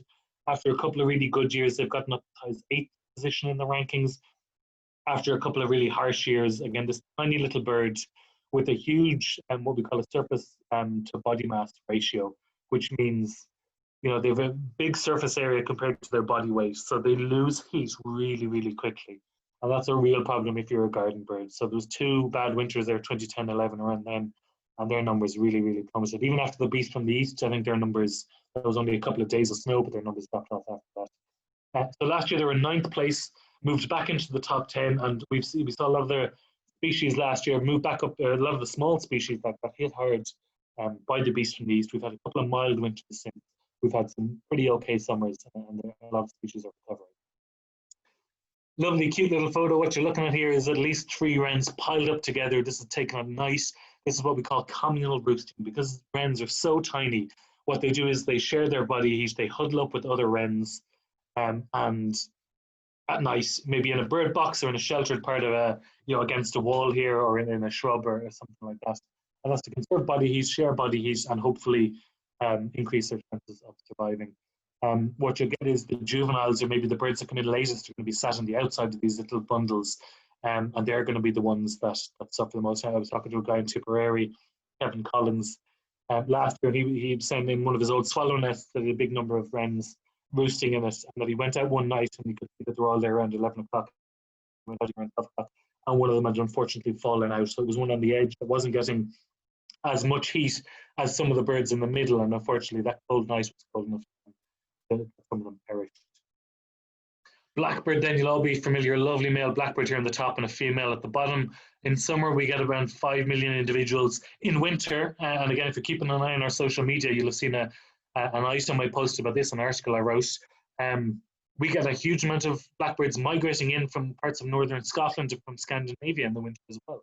So the blackbird in your garden might be the one that bred in the hedgerow down the road, or it could be from as far away as Finland or somewhere like that. Not a bird that really feeds on bird feeders. They feed on the ground most of the time. They're looking for fruit. Fat balls, they will enjoy fat balls. They'll struggle to hang out of them. So if you can, even if you put your fat balls on top of a bird table, or even in a cage that's screwed down to the bird table, they'll happily go for that. Because they're a bit bigger, they're a bit sturdier, they're able to survive a bit better. Average lifespan is a bit better than robins and wrens. It's 3 years, and the oldest one on record, 15 years. And that was in Ireland, the UK. So on average in the Irish Garden Bird Survey over the last 25 years, blackbirds have been in 98.5% of gardens. Now, if you got 98.5% in any kind of test or anything like that, you'd think you had done more than enough to come out on top, to be victorious, to be number one. But no, unfortunately, even as good as 98.5% is, just not good enough when you've got robins around. So blackbirds have ranked in number one in 7 winters. I think 3, maybe 4 of them they've tied with robins in first place. Usually they fall into second place, and it was the same last year as well. Once they actually fell out of the top 3, but generally they come in second, occasionally in first place. And on average, you'll get 3 or 4 per garden. That's what the numbers we kind of see in the survey. Over the course of the winter, you'll get more as the winter goes on, as things get colder, as there's less berries and fruit and stuff like that in the wider countryside. So whatever numbers you're getting this week, you probably get more as the winter goes on. Other thrushes then, song thrush there in the top, mistle thrush on the bottom. We've got much fewer of them. So blackbird is a member of the thrush family. We've got around 1 million breeding song thrushes in Ireland. We do get an influx. We're probably talking tens of thousands, maybe a couple of 100,000. Again, coming in from those parts of Northern Europe and Northern Scotland in the winter.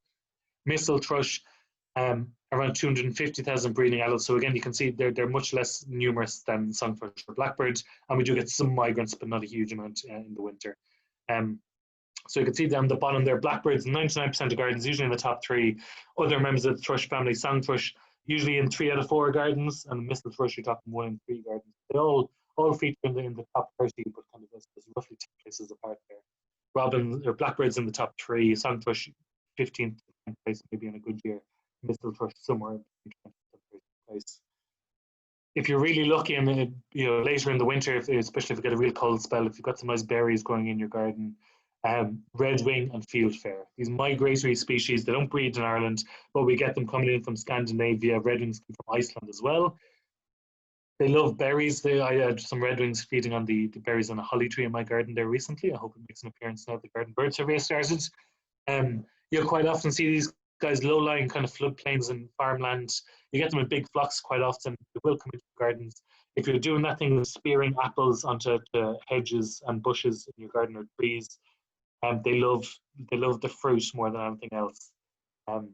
So 23% of gardens for redwings on average, and you're talking 14% of gardens for fieldfare. These are your different kind of members of the thrush family. There's the blackbird as well. You can see they're quite easy to recognize. Don't be put off by, we'll say, song thrush and mistle thrush looking similar. You can see quite pale heads there in the mistle thrush in the middle. You can see these kind of clumps of spots on the left and right side of the breast. You can see on the song thrush much warmer, nice brown colors, and the kind of arrowhead shape of the pattern of the kind of speckling in the breast. Redwing, lovely eye stripe, and red. It's got red wing, obviously, or red under its wing. Really, one of the well-named birds. Fieldfare, they're quite big. They're about the size of a mistle thrush. That lovely pale bluey grey head. We recognize that. So this is a graph, and this is our 5 members of the thrush family, and this is their percentage of gardens that they've occurred in over the last 25, 26 years. You can see blackbird at the top, very consistent. Song thrush, a bit more fluctuation, and again, because they eat slugs and snails and worms and invertebrates, when the ground freezes over, they're really under pressure because they cannot access that food. So you can see there, 2010, 11 and 11, 12, they were driven into more gardens because they couldn't feed in the wider countryside. So the numbers initially went up, but as that snow hung around, their numbers dropped off in subsequent winters. So there's a lot of fluctuation there, and you can see the further down the table you go, the more fluctuation you get. You can see those 2 cold winters, the amount of redwing really skyrocketed from 20% of gardens to over 70% of gardens in that winter. So again, that's showing you the effects that these cold winters have. These birds really do rely on your garden for shelter and food. So when these cold winters hit in particular, you really need to give them a helping hand. And you can see towards the end of this graph, winter 17, 18, the beast from the east literally happened with a day or 2 to go in the garden bird survey. It was the end of February, but the start of March. But it had a huge impact. You can see the song thrush numbers spiked, mistle thrush numbers jumped a little bit, redwing and fieldfare numbers all jumped as well. And so again, it shows even a couple of days of snow and stuff like that can really put these birds under pressure and send them to your gardens.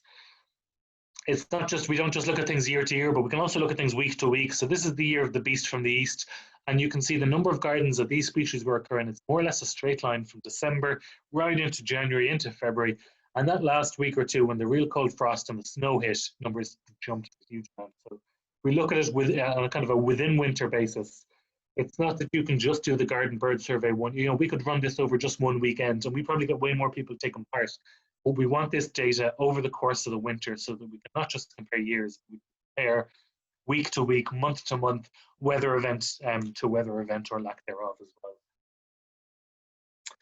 Blue tits, I'm not going to go through every species in this level of detail, by the way, we'll be here all night. Blue tits, they're residents, they don't migrate in or out of Ireland at all. You will get at this time of year some flocking and some movement in groups, but generally they tend to stay pretty close to where they nested.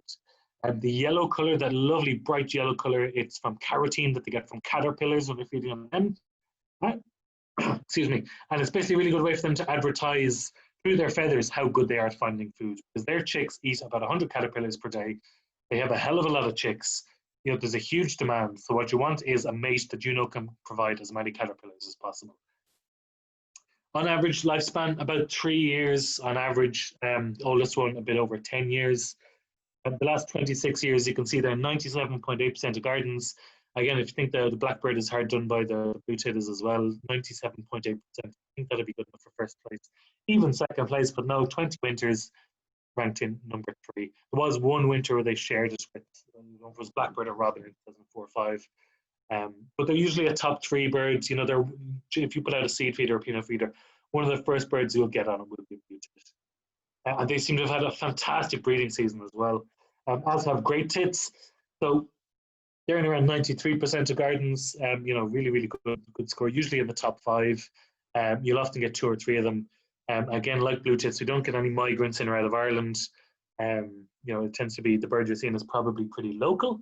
And that black stripe down the belly will tell you if it's a male or female. So this guy has a nice, thick, unbroken black stripe, and that means it's a male.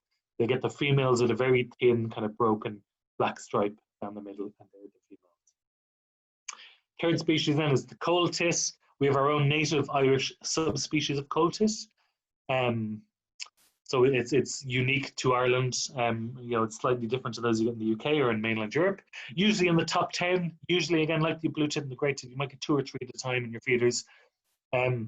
They move a little bit further because they're kind of a bit more woodland specialist. You get them in kind of a lot of the conifer woodlands and things like that. So they have to move a little bit more when it comes to the winter. So they do move a little bit wider.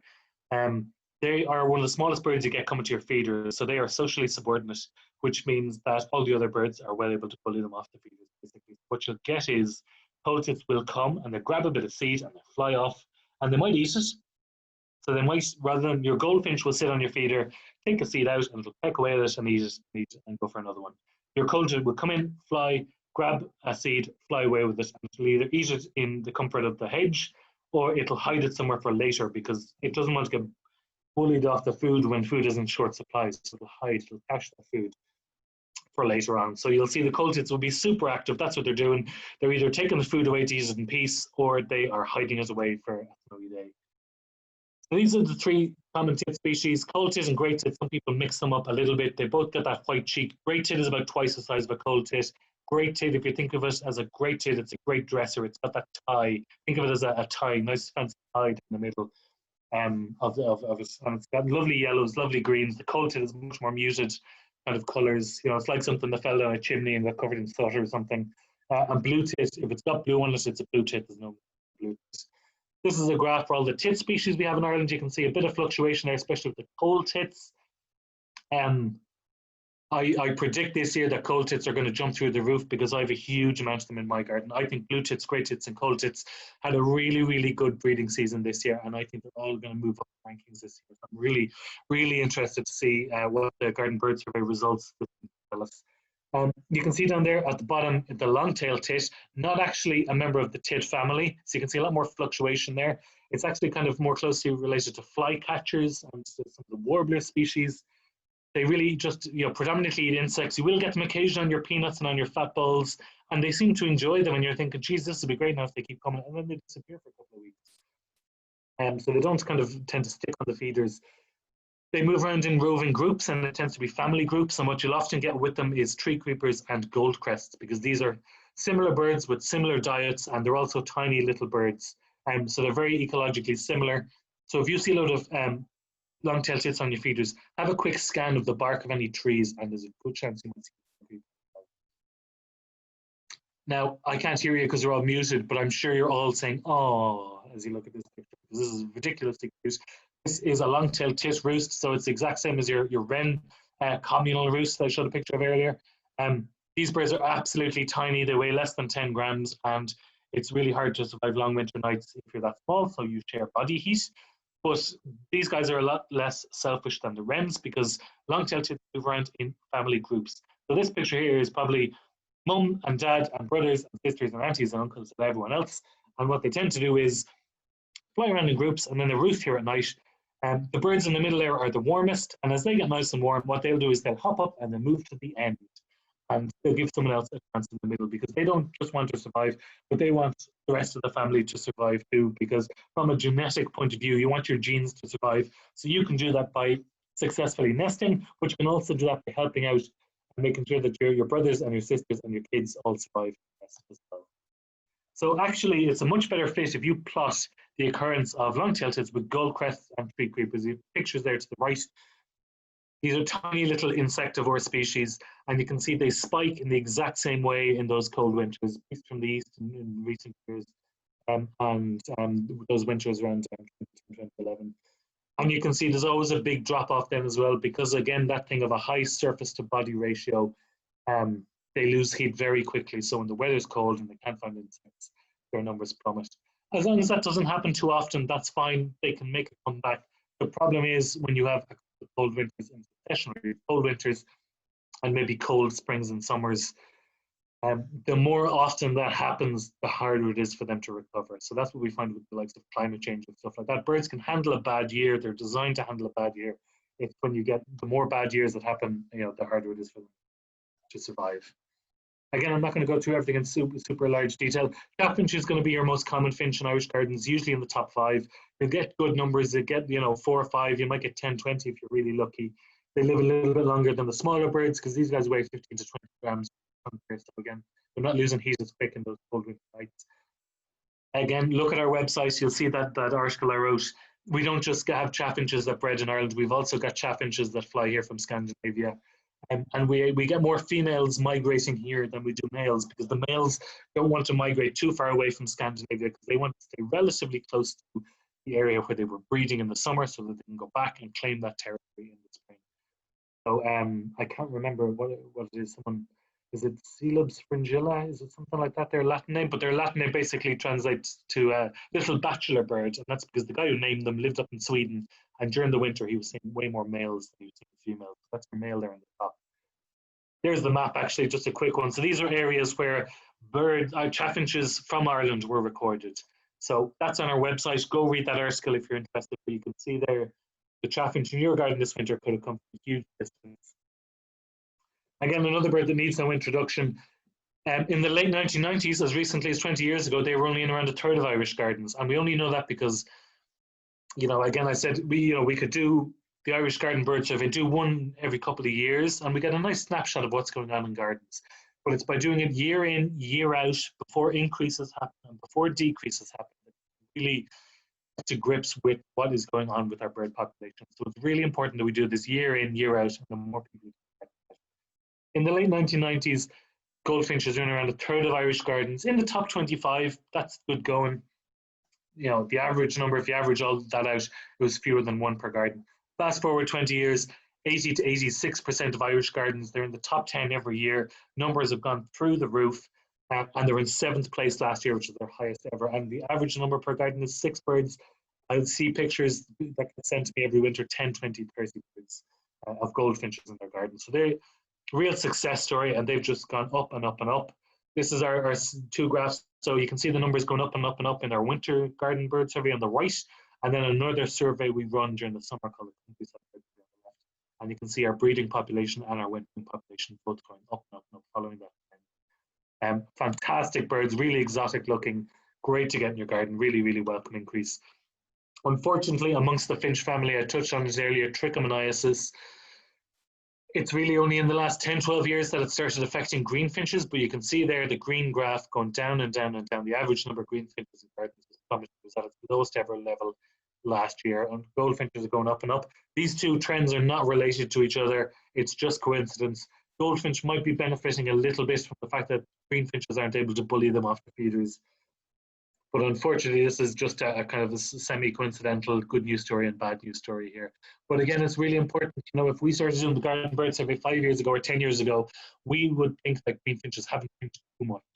But it's only when you do these surveys over the long term that you really see the changes. So on the back of that, you know, people finding sick greenfinches especially, but also other finch species in the garden, when you're doing the garden bird survey, you do make note if you see a sick bird in your garden. Check our website for all the details. A sick bird will be fluffed up, it'll be lethargic, it'll have difficulty swallowing, there'll be bits of food on its beak, it'll be slow to fly away when you walk out into the garden. It'll be mostly greenfinch that get affected, but also chaffinch and goldfinch and some other species too. So do make a note of that. You'll see it on your survey form. And also tick that box there if you don't see any sick birds, because we're trying to gather data on where and when sick birds kind of occur in Irish gardens over the winter. So it's really important that you let us know that negative if you didn't see any as well. So make sure to tick that box too. Siskins and redpolls, these are small little finches that you will get. They're kind of woodland specialists again. They love alder cones, birch catkins. And in some years, there's loads of these in the countryside. They don't really take them in gardens. They will come to Niger, and they will come to sunflower seeds, and they will come to peanuts as well. So siskins turn up in around half of Irish gardens every year. Redpolls in about a quarter of Irish gardens. And you can see, again, this is your week on average in the Irish Garden Bird Survey. So very few gardens get them early in December, even into January. And it's only really in January and February, when those tree seeds are gone, that they start to move into gardens and really rely on gardens. I had huge numbers in my garden. I had 50 or 60 siskin all at once on the feeders. I could barely count them. And it was the week after the Irish Garden Bird Survey had finished one year. So you can imagine my frustration at that, waiting all these weeks, and then they turn up in force just the week after the survey. So now I'm just going to summarize a couple of the species groups. So these are the pigeons and doves. You've got your feral pigeon there on the top, your collared dove on the bottom left, and the wood pigeon bottom right. Over the years, not a huge amount of change. Those graphs look pretty steady. If you zoom in on them, their numbers are kind of gradually increasing. And I'm sure that's just kind of they're big, tough, hardy species. They can breed in warm years, they can breed right into the autumn and even into the winter months. And I'm sure it's kind of a mix of that and them adapting also to all the food that's available in gardens. But there's a gradual sneaking up the table increase with those three pigeon species. This is our birds of prey. Like I said, I'd show you that sparrowhawk graph. They're in around a third of gardens each year. You can see the number fluctuates between 25 and 35%. It goes up and down. You can see it's nearly on a cycle there of a 5-year cycle. You can see that big drop in the graph, and that was after those 2 cold winters where all the small birds were affected. And if your small birds are affected, then your birds higher up the food chain that feed on those small birds are going to be affected as well. So sparrowhawk numbers dropped off a good bit. And they have recovered a bit since, but again, you can see pretty steady. Some people who don't like sparrowhawks are convinced that there's never been more sparrowhawks in Ireland and that their numbers are absolutely through the roof. I have data, long-term covering the whole country, that shows that is simply not the case. So this is zooming in on the birds of prey a little bit more. I've taken sparrowhawk out just to make it a bit easier to see. This isn't the best survey to monitor birds of prey because obviously they use big, huge areas across the countryside, but you can see that trend there. Unfortunately, kestrel numbers are dropping, and we're seeing that in other surveys too. So they used to be really common along motorways in farmland. You know, it seems to be a lot of landscape level changes in farmland are affecting them. They're having trouble finding food, having trouble finding suitable nest sites, and their numbers are dropping, unfortunately. Buzzard numbers are on the increase. That won't surprise any of you at all. They've really done a great job of spreading across the country. They're a bird that should have been part of the Irish landscape for the last 100 years. We had a little kind of ecological niche. There was a space in the food web for them. Just wasn't being occupied. So now that they're back, they're able to reoccupy that space. A lot of people get them either flying over their gardens or perching on a telegraph pole or something like that. You'll also see red kite. So the Golden Eagle Trust introduced red kite into Wicklow and Dublin a couple of years ago. Much slower to spread than the buzzard, but you can see they are kind of increasing. Mostly you're talking Dublin, Wicklow, Meath, maybe Kildare that might get a bit tight. So have a look at the tail and your buzzards, big round tail. But you can see kind of positive, some positives there, but some negatives as well. Very quickly, this is the pied wagtail. You'll all be familiar with these guys. If you're in the most bleak car park, shopping centre car park over the winter, no bushes, no hedges, you'll still see a little pied wagtail, hopping around the place, wagging its tail, looking for little bits of food. I really, really love them. They're full of character. You can see here, if we split it out between rural gardens, suburban gardens, and urban gardens, there's actually quite a big difference. And I would have thought that you would get more pied wagtails in urban and suburban gardens, but that's not the case. You get way more in rural gardens. So that's the importance of people with different gardens, whether you're in the middle of a city in an urban area, a suburban area maybe with a lot of houses, fields beside you, or a rural area in the back arse of nowhere. We need you to take part, because if we were just looking at urban gardens or just looking at rural gardens, we would have a biased view of how our pied wagtails are doing. But by having a mix of all these different gardens in our survey, we're able to see the different trends. This is the blackcap. Again, a surprising trend here. I would have thought rural gardens would have way more blackcap. That's not the case either. It's suburban and urban gardens. And so again, you can just see that, as we delve deeper into the data, you can see a lot of really interesting stories. Linnets then is another one. Geez, I would have put money on rural gardens and being the ones to have linnets. They're a bird, kind of a farmland. They're a seed eater. Actually, urban gardens and suburban gardens have way more of them. They've been pretty stable in rural areas, and they've increased a lot in urban and suburban areas. So now, getting towards the end of this talk. It's gone on longer than I anticipated. I do apologize. Hopefully you found it interesting. So last year, these are the results. The top 10 birds in Irish gardens last year. We started off with robin, blackbird, blue tit. Top three, a very familiar top three. Outside that was chaffinch and grey tit. Grey tit moved up a space. Magpie moved down a space. Goldfinch in their highest ever level at 7th in the rankings. Wren, again, recovering from that beast from the east, jumped up 2 places into the top 10. Coulted in there as well. Starling moved out of the top 10. Dunnock, wood pigeon, jackdaw, a lot of those species doing pretty okay. A lot of the rooks and the doves and the pigeons, pretty stable. Song thrush, again, recovering. Hooded crow is another one that's kind of creeping up the table year after year. And then if you get into the top 30, bullfinch jumped up. Goldcrest, long-tailed tit, they're 2 tiny little birds, so great to see them recovering. Sparrowhawk moved up a position. They often move up 1 or 2 or 2. Siskin and redpoll really, really fell down, but I think that's just a matter of being later into gardens and kind of missing the window for the surveys. There was obviously just a lot of food available for them in the countryside there. So we're not too worried about that. It's really only when we see consistent trends over the years that we start to worry. I should point out greenfinch there in 19th place. They used to be firmly in the top 10, 7th or 8th place, and now they're barely in the top 20. I suspect they're probably going to drop another place or 2 this one. So they're one we're really, really worried about. Ones to watch out for. The Garden Bird Survey makes you look that little bit closer at the birds coming into the garden. It makes you pay a little bit more attention. If you're really lucky, you might see one of these birds. On the far right there, we have a brambling. It's a species quite like a chaffinch. It's a species of chaffinch. And what you will get is 1 or 2 of these birds mixed in with your flock of chaffinches. So do take a good look to your chaffinch flocks and you get one of these guys from Scandinavia. The one in the middle is a hawfinch. There was a couple of years ago, that a handful of gardens actually had hawfinches in Ireland. Very rare in Ireland in the winter. You won't mistake them for anything else. They're absolutely huge. They're about twice the size of a greenfinch. They're beasts. But one to look out for. And then the absolutely gorgeous waxwing there on the left. We tend to have what's called a waxwing winter every 4 or 5 years, and that's when there isn't enough berries and food in Scandinavia and in Northern Europe for these birds to survive the winter. So they eat everything they can over there, and then around Christmas time, Scotland will report huge numbers of them moving in, and then we usually get that influx in January. So keep an eye on social media. We'll alert you if that does happen. You'll never know your luck. You might get one of these birds in your garden. Another one then, really moving up through the rankings. I think it was it 57 gardens last year in 13 different counties, and that's in the space of less than 10 years. 10 years ago, we had no woodpeckers in the Garden Bird Survey, and now they're really, really increasing. I had one in my garden last week. It better make an appearance now that the survey has started, and you can see there 3 photos, 3 different birds, and they're all feeding on peanut feeders. So if that's your one excuse for putting out a peanut feeder, let it be that. They seem to love the peanut feeders.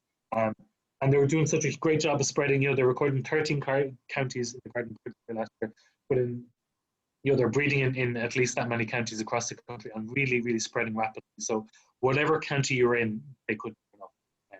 Keep an eye out for them. Again, let me remind you, the website has a lot of the information I've talked about today. You know, if anyone you're talking to has any questions, direct them to the BirdWatch Ireland website. Hopefully we've answered all the questions you might need there. We've got these big FAQ sections. Again, if you scroll down on this page, you'll find these taking part in the Irish Garden Bird Survey, all your questions answered there. Feeding garden birds, pros and cons of different foods, the do's and don'ts, that's all there. If you see a sick bird in your garden, you've got all the guidance on the website. Get yourself there, share the links on social media. So, you know, quite often, unfortunately, with a lot of the Facebook groups that have a lot of members in them, a lot of advice gets thrown around. Some of it is bang on the money. Some of it is not bang on the money at all. So please, you know, second, maybe share the link from a reliable source so that people know what to do, whether it's advice on food or sick birds or something like that. I couldn't let you leave without giving a plug for BirdWatch Ireland membership. You do not have to be a BirdWatch Ireland member to take part in the Garden Bird Survey. We want your data. We want to know how Ireland's birds are getting on. Please take part in the survey. If you're looking for a Christmas gift this Christmas for someone, you won't find anything better than a BirdWatch Ireland membership. You'll find the membership rates online. People get 4 of these magazines throughout the year, spring, summer, autumn, winter. Lovely photos, loads of information about common birds, about rare birds, about the conservation work we do. You know, it's a gift that keeps on giving. You get a welcome pack, which makes a great Christmas present to start off with.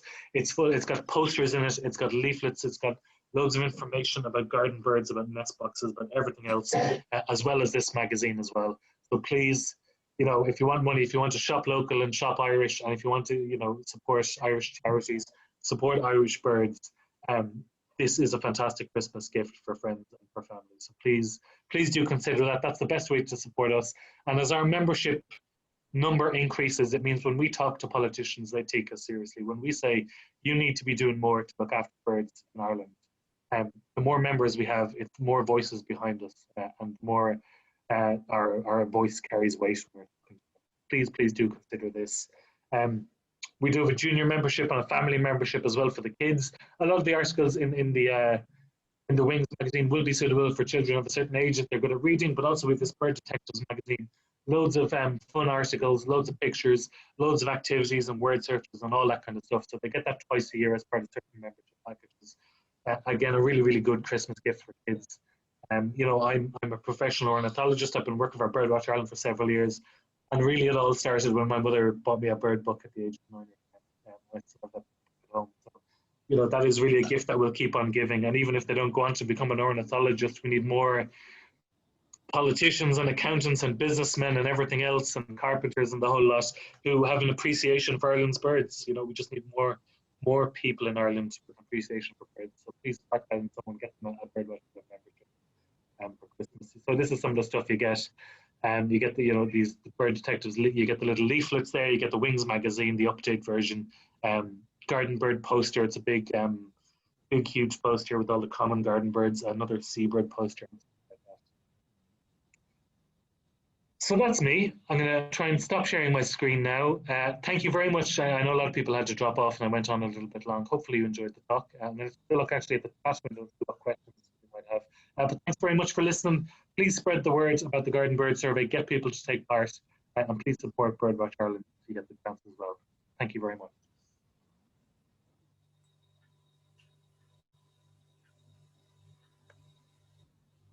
Thanks for that, Brian. Can I ask you a question? Please do. I'm trying to figure out how to stop sharing my screen and everything else, but please fire away, yeah? Okay. See, when you're doing a survey, I've never done it before. Good stuff, yeah. You pick a specific time during the day and just try and stay around that time? Do you know what? You can do it whatever way you want. There you go. Now I have my camera on now. No, you can do it whatever time you want. It's really just as you're coming and going throughout the week. You know, whatever amount of time you want to spend on it. And, you know, it's good really if you have a look at different parts of the day. So we know from a lot of ringing studies and stuff like that, that you get peaks of activity first thing in the morning, after the night, obviously the birds need to feed, they need to have their breakfast, kind of early afternoonish, and then again in the evening. So keep an eye out different times of the day, different times of the week, and you'll get a good idea what's going on in your garden. Thanks for that. Lots of thanks. I'm just trying to filter through for any questions. Anyone else want to turn on the mic if anyone else has got a question on the top of their head while I'm scrolling? Hi, Brian. I've got a couple of questions. Hi, Andrew. How are things? So, first of all, when you're counting, if you see distinct birds, so say like male and female chaffinch, that you know that they are different, but you see them at different times, does that count as one because you've only seen one at one time, or is it two because you've seen very different ones? So if it's very clear like that, like I don't want people saying, oh, I saw this robin in the morning and I saw the cheeky robin in the afternoon. You know, we don't want that because you can't really tell. But certainly if it's very clear like that, a male blackbird or a female blackbird, or, you know, 10 female chaffinches in the morning and 5 males in the evening, you can add those together. Okay.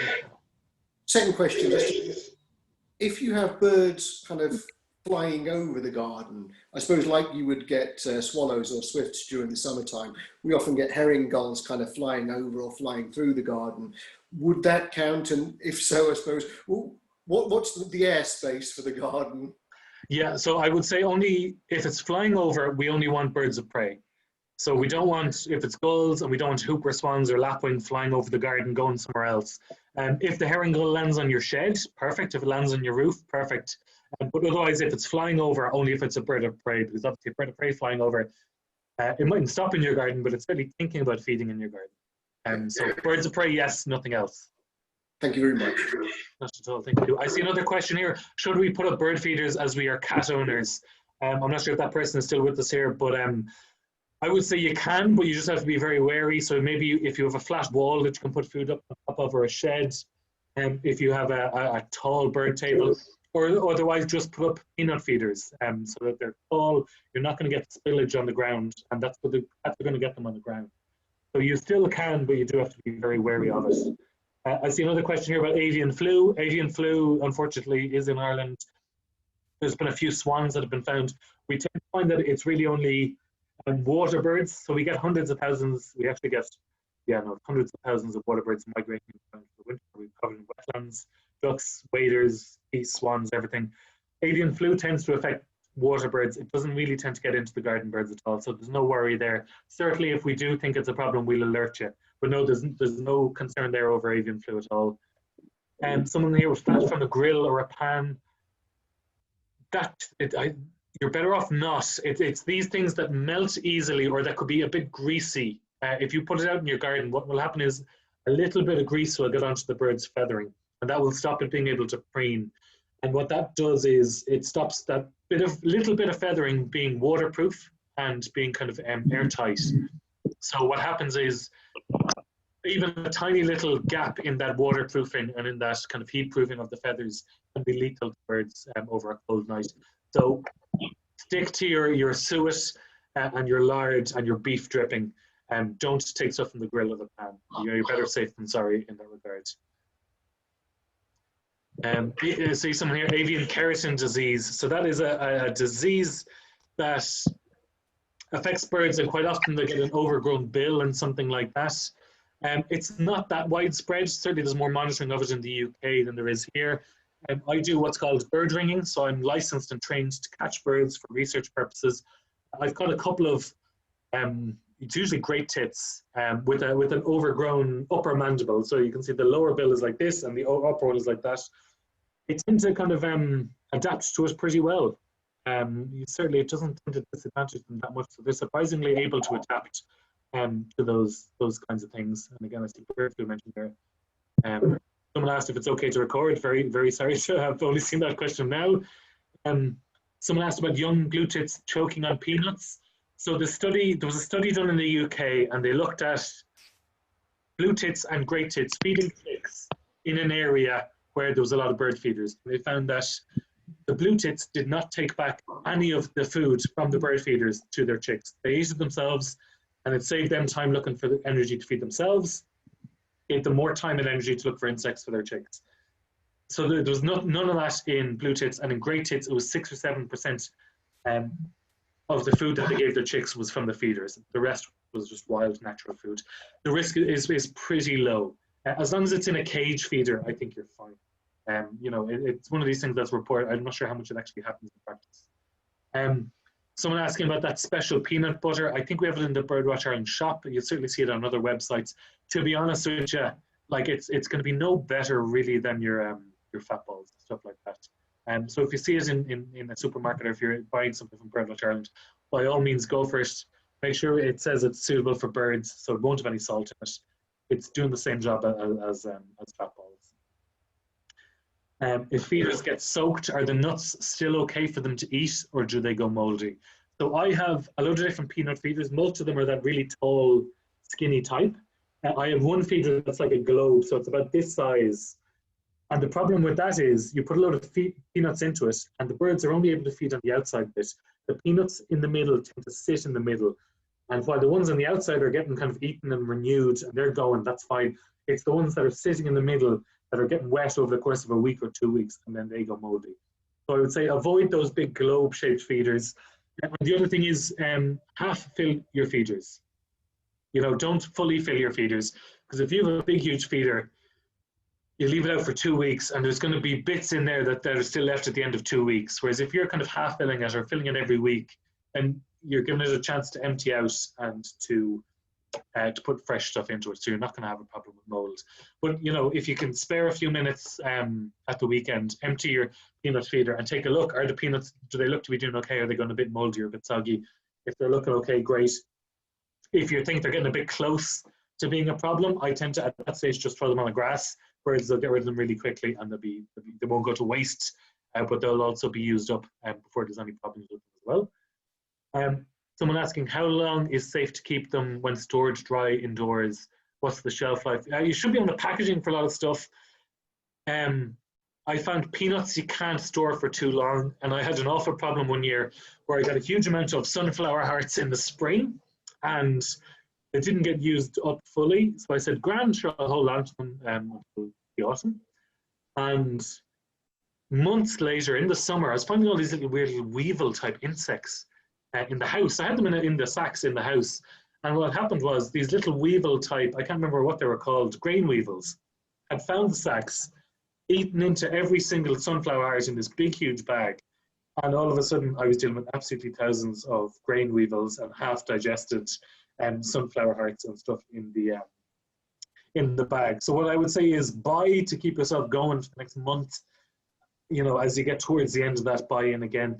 Don't get stuff that you're going to hold throughout the year. You know, buy, or you know, even if you buy over the winter, you know your birds are going to go through your food, so you can buy for 2 months or even 3 months.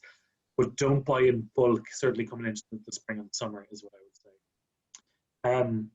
What is the best way to disinfect feeders? So again, you want to take them down. When you're buying new feeders, it's well worth taking a look to see if they're easy to dismantle, because that will make them much easier to clean. The bucket out the back, or bring it into your sink, get a rough sponge, a little bit of washing up liquid, cap full of bleach. You want that bleached because it'll be sure to kill all the problematic stuff, and give them a good scrub as best you can. Give them a good rinse so there's no traces of bleach or anything left, and let them air dry. Put them on a radiator or leave them some quiet part of the shed. You know, it's really, really simple, and it makes such a difference. Get into a good habit of doing that every weekend if you can. As I said, rotate your feeders week to week, and that'll mean you're not under pressure at the weekend and spend your Saturday cleaning feeders.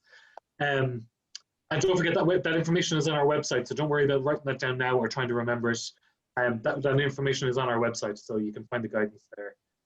If the feeders get a bit rusty, does that harm the birds? To be honest, I don't think a bit of rust does. If it's absolute, like if it's really, really rusty, they don't. If it's rubbing off on all the peanuts and all that kind of stuff, a little bit of rust isn't going to be much of a problem, no. Cleaning feeders can use acidity vinegar. It doesn't have to be a certain type of bleach, but again, just a real, like a very, you know, they say 5% bleach. So a tiny little bit of bleach goes a long way. You don't want it to be too strong, or you're going to damage your feeders, and it's probably going to, you know, cause problems.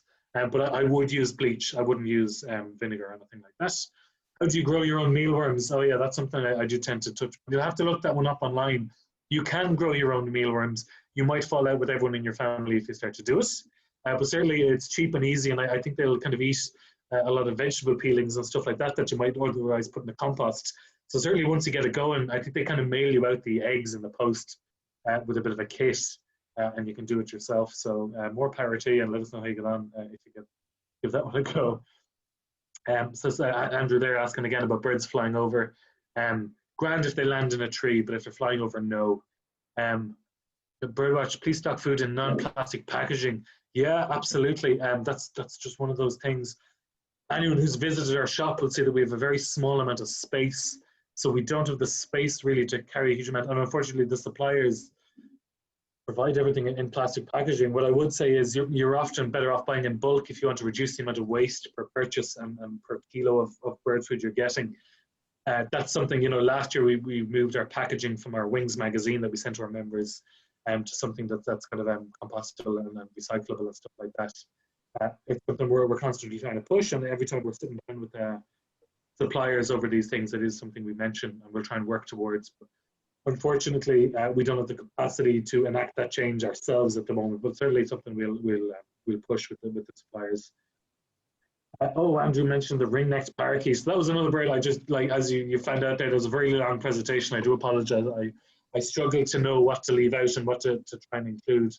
Last year we had a couple of people in Dublin that recorded ring-necked parakeets in their garden. It's a fantastic looking bird, but unfortunately an invasive species, so they can be very problematic. And we know that those ring-necked parakeets bred successfully in trees in a park in Dublin this summer. So if you're in North County Dublin, keep an eye out for ring-necked parakeets, and I'm not going to describe them because you will not miss them.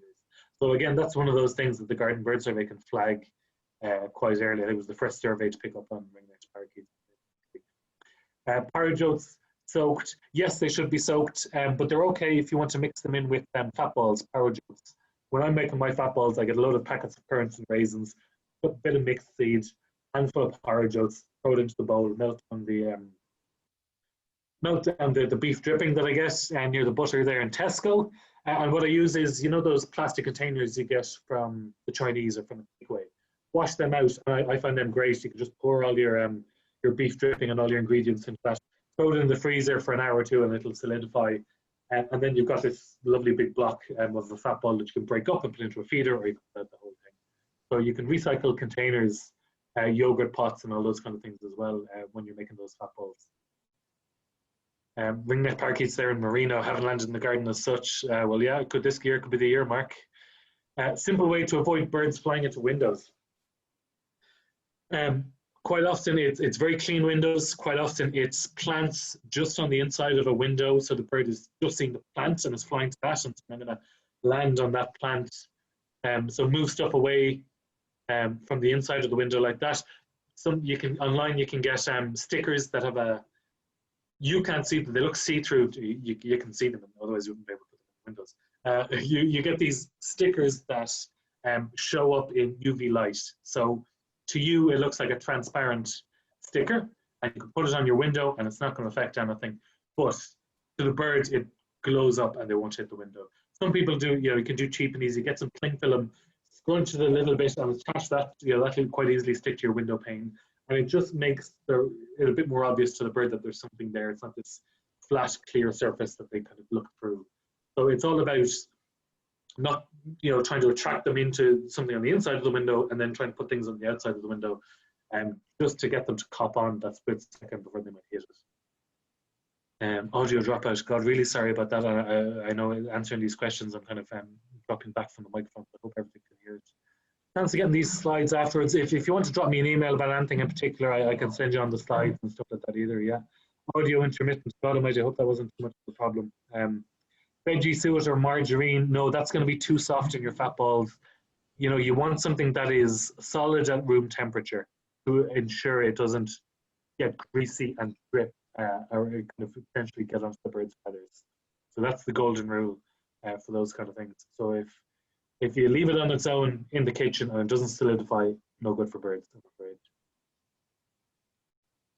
I leave food out on a bird table in a very sheltered place next to a bush and under low-hanging branches. 2 magpies have discovered this. Do the magpies do any good at all, or are they just predators? Magpies have their own place in the ecosystem, and unfortunately we have more magpies than we probably should have because we have much fewer birds of prey than we probably should have. And also because we have transformed the Irish landscape to be really tricky for what we call specialists and really easy for what we call generalists. So birds that are not fussy about what they eat or where they nest or anything like that. So humans have given the upper hand to magpies, unfortunately. You know, we shouldn't demonize magpies. We can get annoyed by them, and certainly for certain conservation projects, they're a real problem. It's not the magpie's fault. But yeah, you know, you just have to you have this battle of wits with the magpies in your garden, unfortunately. You try to feed the other birds and not the magpies. Yeah, some people saying there, put your feeders right into your bushes, and you can even kind of cut your branches a little bit to give yourself some space to put the feeders right in there. Great idea. Someone's saying there, I've put bird feeders in my garden for over 30 years in 3 different homes. I've never seen a sparrowhawk. The one thing about sparrowhawk is you don't want to hang around, because if you hang around, all the birds are gone. And even actually sitting working from home the last week, I've seen a sparrowhawk a few times, and in other days what I've seen is I've heard all the birds calling and suddenly a deathly silence in the garden. No birds in any of the feeders, no birds tweeting, no movement in the hedges. And I've seen maybe a shadow or a glimpse of a big bird flying through the garden. That's a sparrowhawk, because that's exactly how the birds are going to, they're all going to retreat to the hedges. They're going to go really silent, really still. So sparrowhawks are what we call an ambush predator. They want to appear, grab something, and go. So that's why, you know, you probably have sparrowhawks in your area and you don't quite realize it. So they're quite tricky to get a good view of. Peregrine falcon nesting in a church bell tower nearby. Wow, fantastic. That's a great bird to get in your garden. I had one soaring over my garden, my parents' garden in Roscommon, once. And again, they used the local church bell tower in my home in Roscommon. But peregrine falcon, a great one. They do turn up every now and again in the garden bird survey, but they're not really a bird that's going to go to gardens. They want bigger birds, so they're going to go to wetlands, get something a bit meatier and a bit bigger. I'll never forget the day half a pigeon fell into my garden, literally just killed. Poor thing, often thought it was a peregrine falcon. Yeah, it probably was. Big sparrowhawk, female sparrowhawks are bigger than males, so they will eat bigger prey than the males. So pigeon could be a sparrowhawk as well. If you've seen someone again asking about cleaning your feeders, we've touched on that. If the sick bird is caught, can it be treated? You can bring it to your local vet, but to be honest with you, by the time it looks very sick, it's probably too late for that bird, unfortunately. So all you can do is try and save all those other birds in your garden. It's very difficult to do. I'm in a really good habit of cleaning my bird feeders, and I have problems with prickling eyes every now and again. So, you know, it is tricky. How often should we clean feeders? As often as possible. If you can get into a habit of doing it every week, you're flying it. Photography and enjoyment, some saying, yeah, for taking part in for feeding your garden birds, absolutely. You know, again, it's that thing of bringing birds to you, you know. Why do I hear blackbirds singing through the night recently? Artificial light in urban areas, a lot of bird behavior, whether it's migration, which is quite often triggered by day length, or singing behavior, which is quite often triggered by light levels from day to day. You know, that's why it's light levels. And blackbirds have a particularly big eye compared to the size of their head compared to other birds. So they are usually in the summer, they're the birds you're going to hear singing first in the morning, because they pick up on those little bits of light first thing in the morning. But urban and suburban lights confuse them, unfortunately. Quite the waste of energy, and not really great, but it does happen. How do people decide when to count? Time of day, day of the week? It's up to yourself. Bits and pieces as you're coming and go making your tea. You don't have to park yourself outside the window. You don't have to worry about checking your birds every day. Just get a good feel as much as you can over the course of the week.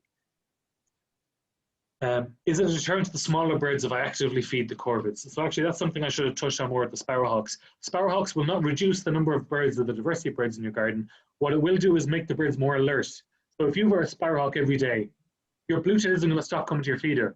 But what your blue tit will do, rather than sitting on the feeder, taking its choice of seeds, or, you know, gnawing down on the peanuts, it'll get something and it'll go and it'll take it to the hedges like the coat. So what it's going to do is it's going to be way more alert. So it's going to get the food, bring it to shelter, so it's not vulnerable to predation. Also, what it'll do is it'll come a little bit earlier in the morning, a little bit later in the night when the light is a bit duller. It's a bit harder for a hunting sparrowhawk to focus in on a bird. So what they will do is they will change their behaviour, but it's not going to reduce their activity of the birds. And it'll be the same with the crows and stuff. If they're bullying their way around the garden, if small birds are just going to come and go, they're not going to hang around. I'm between 2 houses and planting the survey in one of them, so I'll only be monitoring for a few days of the week. Is that okay? That's perfect. You know, really and truly, if you're watching for a decent length and in 1 day a week, you'll get a good idea of what's going on in your garden week, and you'll still see those seasonal changes. So that's absolutely fine.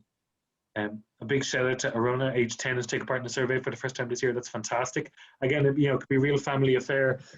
I moved into a house at Wicklow a couple of years ago, and I was the only one doing the garden bird survey. And at the end of the survey, everyone was telling me, "Oh God, while you were gone, there was 10 goldfinch. Do you have 10 goldfinch this week?"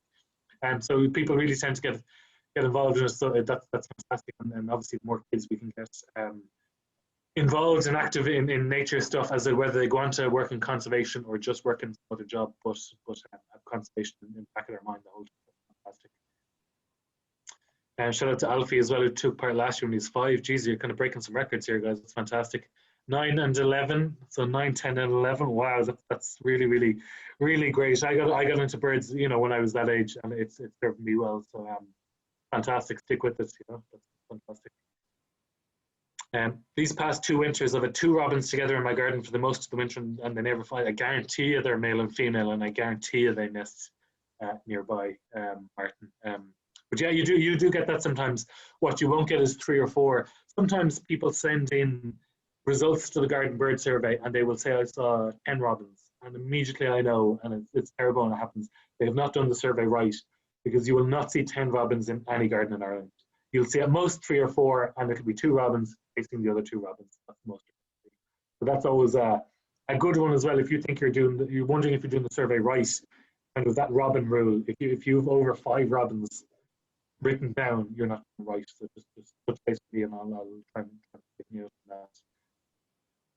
Wrens, is there anything we can do wrens to help survive the winter, feeding and nesting option? No, there isn't. One important thing is your bird boxes. Now is the perfect time to put them out for spring, because it gives birds a chance to find those boxes. But equally, birds like wrens will actually go into nest boxes in the winter to roost at night. So provide somewhere nice and sheltered for them. In the UK, there was a nest box, and it had over 50, I think it could have been 60 wrens in it one night. And that's because it provides somewhere nice and sheltered for them. So put out nest boxes, put them out now, well ahead of the spring. Again, a nice Christmas gift maybe for someone, better than socks or a scarf if they've already got, something like that.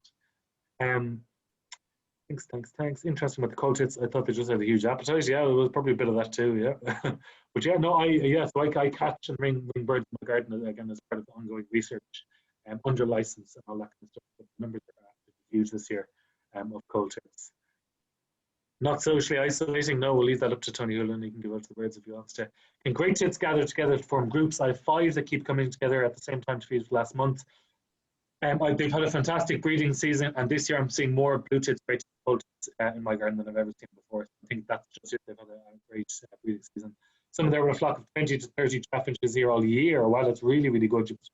Some fantastic kind of hedgerows and habits in the area. I'd be afraid that I'd provide wrong identifications and distort the survey. Like, honestly, you're not going to do that. Like, if you miss, if you put something really rare, there's a good chance I'm going to catch it when you send in the results. If you're really, really worried that you don't know your birds well enough that it's going to mess up the survey, try it for a couple of weeks and drop me an email. You can send it, you'll find email addresses and everything on BirdWatch Ireland. Message us on Facebook. My email, gardenbirds@birdwatchireland. A lot of you will have got an email from that address. So Marie there, try out the survey for a couple of weeks and then send me your results and say, listen, does this look right? And I'll happily say, yes, it does, or no, it doesn't, or, you might have actually seen this species rather than that species. So give it a go, start it, and see how you get on, and, we can help with that. Yeah, some of their red pulls, loving the Niger. Yeah, and you will get them occasionally at this time of year. I had 2 siskins yesterday, but they kind of come and go a lot at this time of year, whereas February, March, you really, really get them in big numbers. Pied wagtails are really common on the beach. Yeah, they're really, really flexible birds, but again, I really would have thought kind of the opposite of what the kind of trends we see in the garden birds there. Decline and pied wagtails, no, I think they're doing pretty okay. This year, we're actually trying to gather some information on where they roost. So in the winter, in towns and villages and in shopping centres, you'll have these little clumps of trees, and at night, you'll get huge numbers of pied wagtails flying into them to roost. So I know it used to be a big thing on Grafton Street, all the trees along there in the winter, that you get huge numbers of pied wagtails grouping together on those trees to roost at night. Again, I'm from Roscommon Town. I know that the Christmas tree in Roscommon Town every year gets them, and I also know there's a hotel on the outskirts of town that gets hundreds of pied wagtails flying in at night in the winter. So if you do come across a roost like that, let us know separately. But no, I think pied wagtails are doing okay at the moment. House sparrows, they're doing okay as well. pretty stable here. They're kind of declining in some parts, certainly in London. I think I've looked a little bit at the urban versus rural trends, and I do think they're more common in urban and suburban areas. But I think they're pretty stable house sparrows from year to year in Ireland. So a lot more thanks there. Is there anyone who wants to turn their mic there with any kind of questions that I haven't answered yet? Whoever's left.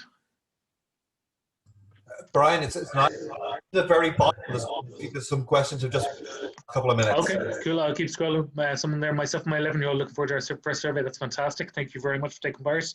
Will you be able to make the presentation available to help us with identification? Drop me an email separately. I don't really want to post this kind of thing out because it's something I change and adapt every year, and I don't want kind of someone running off with the thing either. But certainly, if you send me an email, if you want this presentation, I can send you an email, a PDF copy or something like that. No problem. Well done. Hi, Brian. Yes, hello. I was just wondering, I have posted a question there, but maybe you haven't got to it yet. Starlings, as beautiful as they are, Yes. they're costly to feed.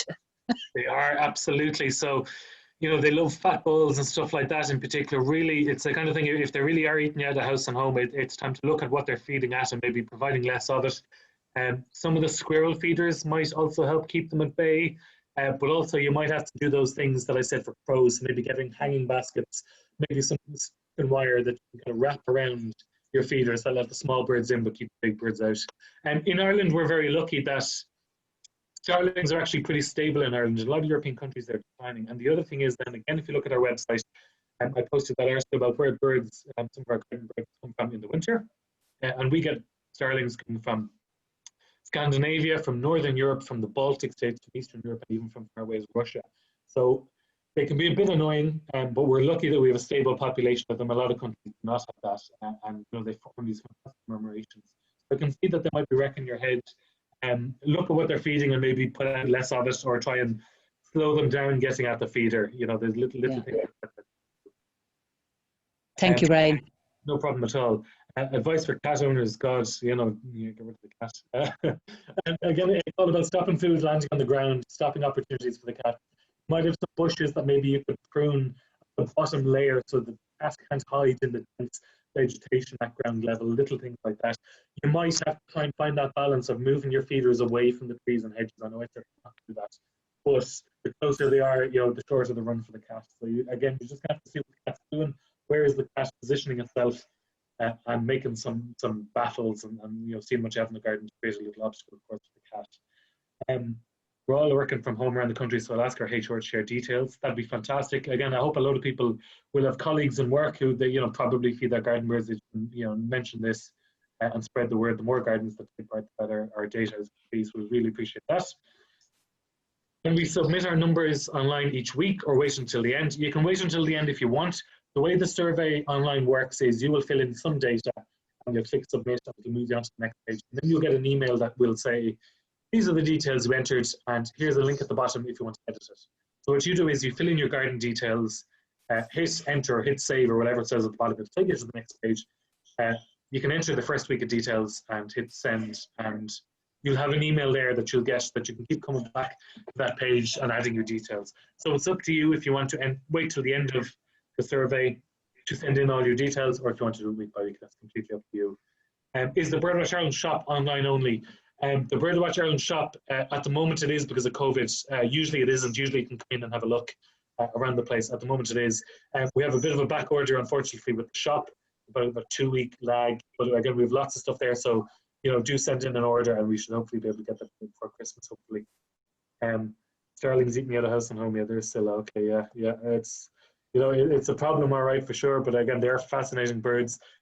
If anyone has them nesting in the eaves of your houses, again, now is the time to plug up those holes, get a nest box out, get them nesting in the nest box. They're not in the eaves of your house.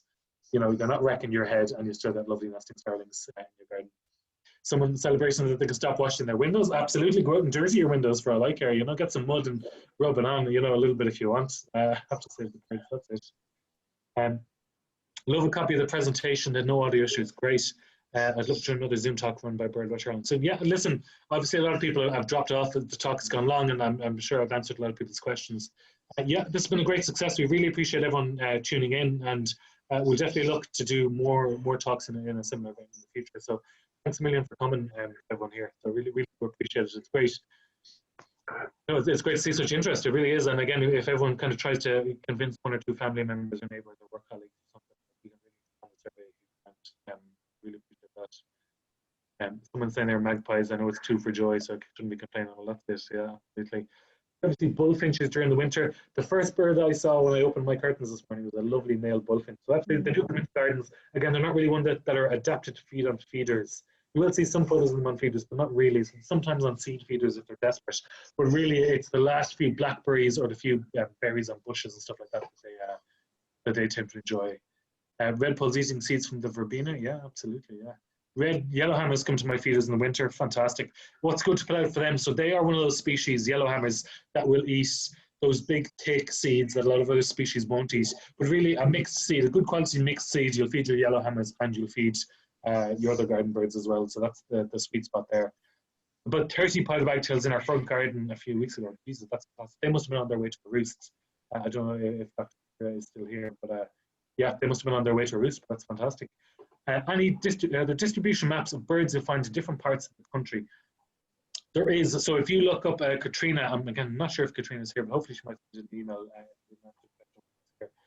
The bird atlas that BirdWatch Ireland was a part of a couple of years back, that provides really detailed information on exactly where birds are. But if you go to our website, any species you're interested in, those bird atlas maps are on our website, and they'll show you summer and they'll show you winter. So again, that's a really good steer. If you're not sure if the rare bird you've seen in your garden is that rare bird, take a look at that map on the website and you'll see, does it tend to occur in your area, or does it really only occur in the far-flung parts of the country? That'll give you a good steer. Will you be sending out the recording? Quite possibly. Again, if Derval is there, he must have dropped me an email separately. We'll see what the story is. I'm not sure if my recording, see how well it turned out in the end, but hopefully we'll be able to edit down, obviously, and share. Yes, someone said Peregrine in the bell tower in Peter's Church in Athlone. Yeah, another one. Galway as well. The cathedral there gets a peregrine. If you've got a church near you with a nice high steeple, well worth taking a walk around the bottom of it some quiet morning and see if you find bits of dead birds, feathers and rib cages and stuff like that. And if you do, there's a peregrine roosting there at night. They love that high point, great vantage around the area, and fantastic birds. I think I've scrolled down to the bottom of all the questions. Again, I really appreciate everyone taking part. Any more questions there from the people who are remaining? Anyone else? Just one again from me, please, Brian. Yeah, Martin, how are things? I have bullfinches in my front garden. Oh yeah. But they rarely come to the back of the house. So if I'm looking at the front garden, can I count them as well? Yes, absolutely. Yeah, even if there's no feeders or anything in your front garden, yeah. But just be consistent. So if they're landing this week, whatever birds land in your front garden, you should be counting if you're taking that route with this. Yeah. So, you know what I mean? So if 5 jackdaws land there next week, you should include those 5 as well. But yeah, absolutely. Put that in. It's all your one garden, if you know what I mean. That'll do. Thanks very much, Brian. That's all. Cheers, Martin. Anyone else? No? Everyone good? Great. Well, listen, thanks a million for everyone for attending. Again, I know a lot of people have dropped off and I know I've run long and everything like that. Great attendance. Really heartened to see it. If you've got any questions, any problems, the BirdWatch Ireland website, don't be afraid to drop us an email or a Facebook message. Don't get back to you immediately. It's just because we can be a little bit busy, but we will get back to you. And if you're not sure about how you're doing the garden bird survey, try for a couple of weeks. Drop me an email and show me your results, and I'll be able to tell you if that looks good, or you might want to check the idea of this or something like that. So yeah, thanks a million everyone for joining us. Good luck with the survey, and yeah, hope to talk to you in bits and pieces over the course of the winter. And thanks again. Cheers. Okay, bye.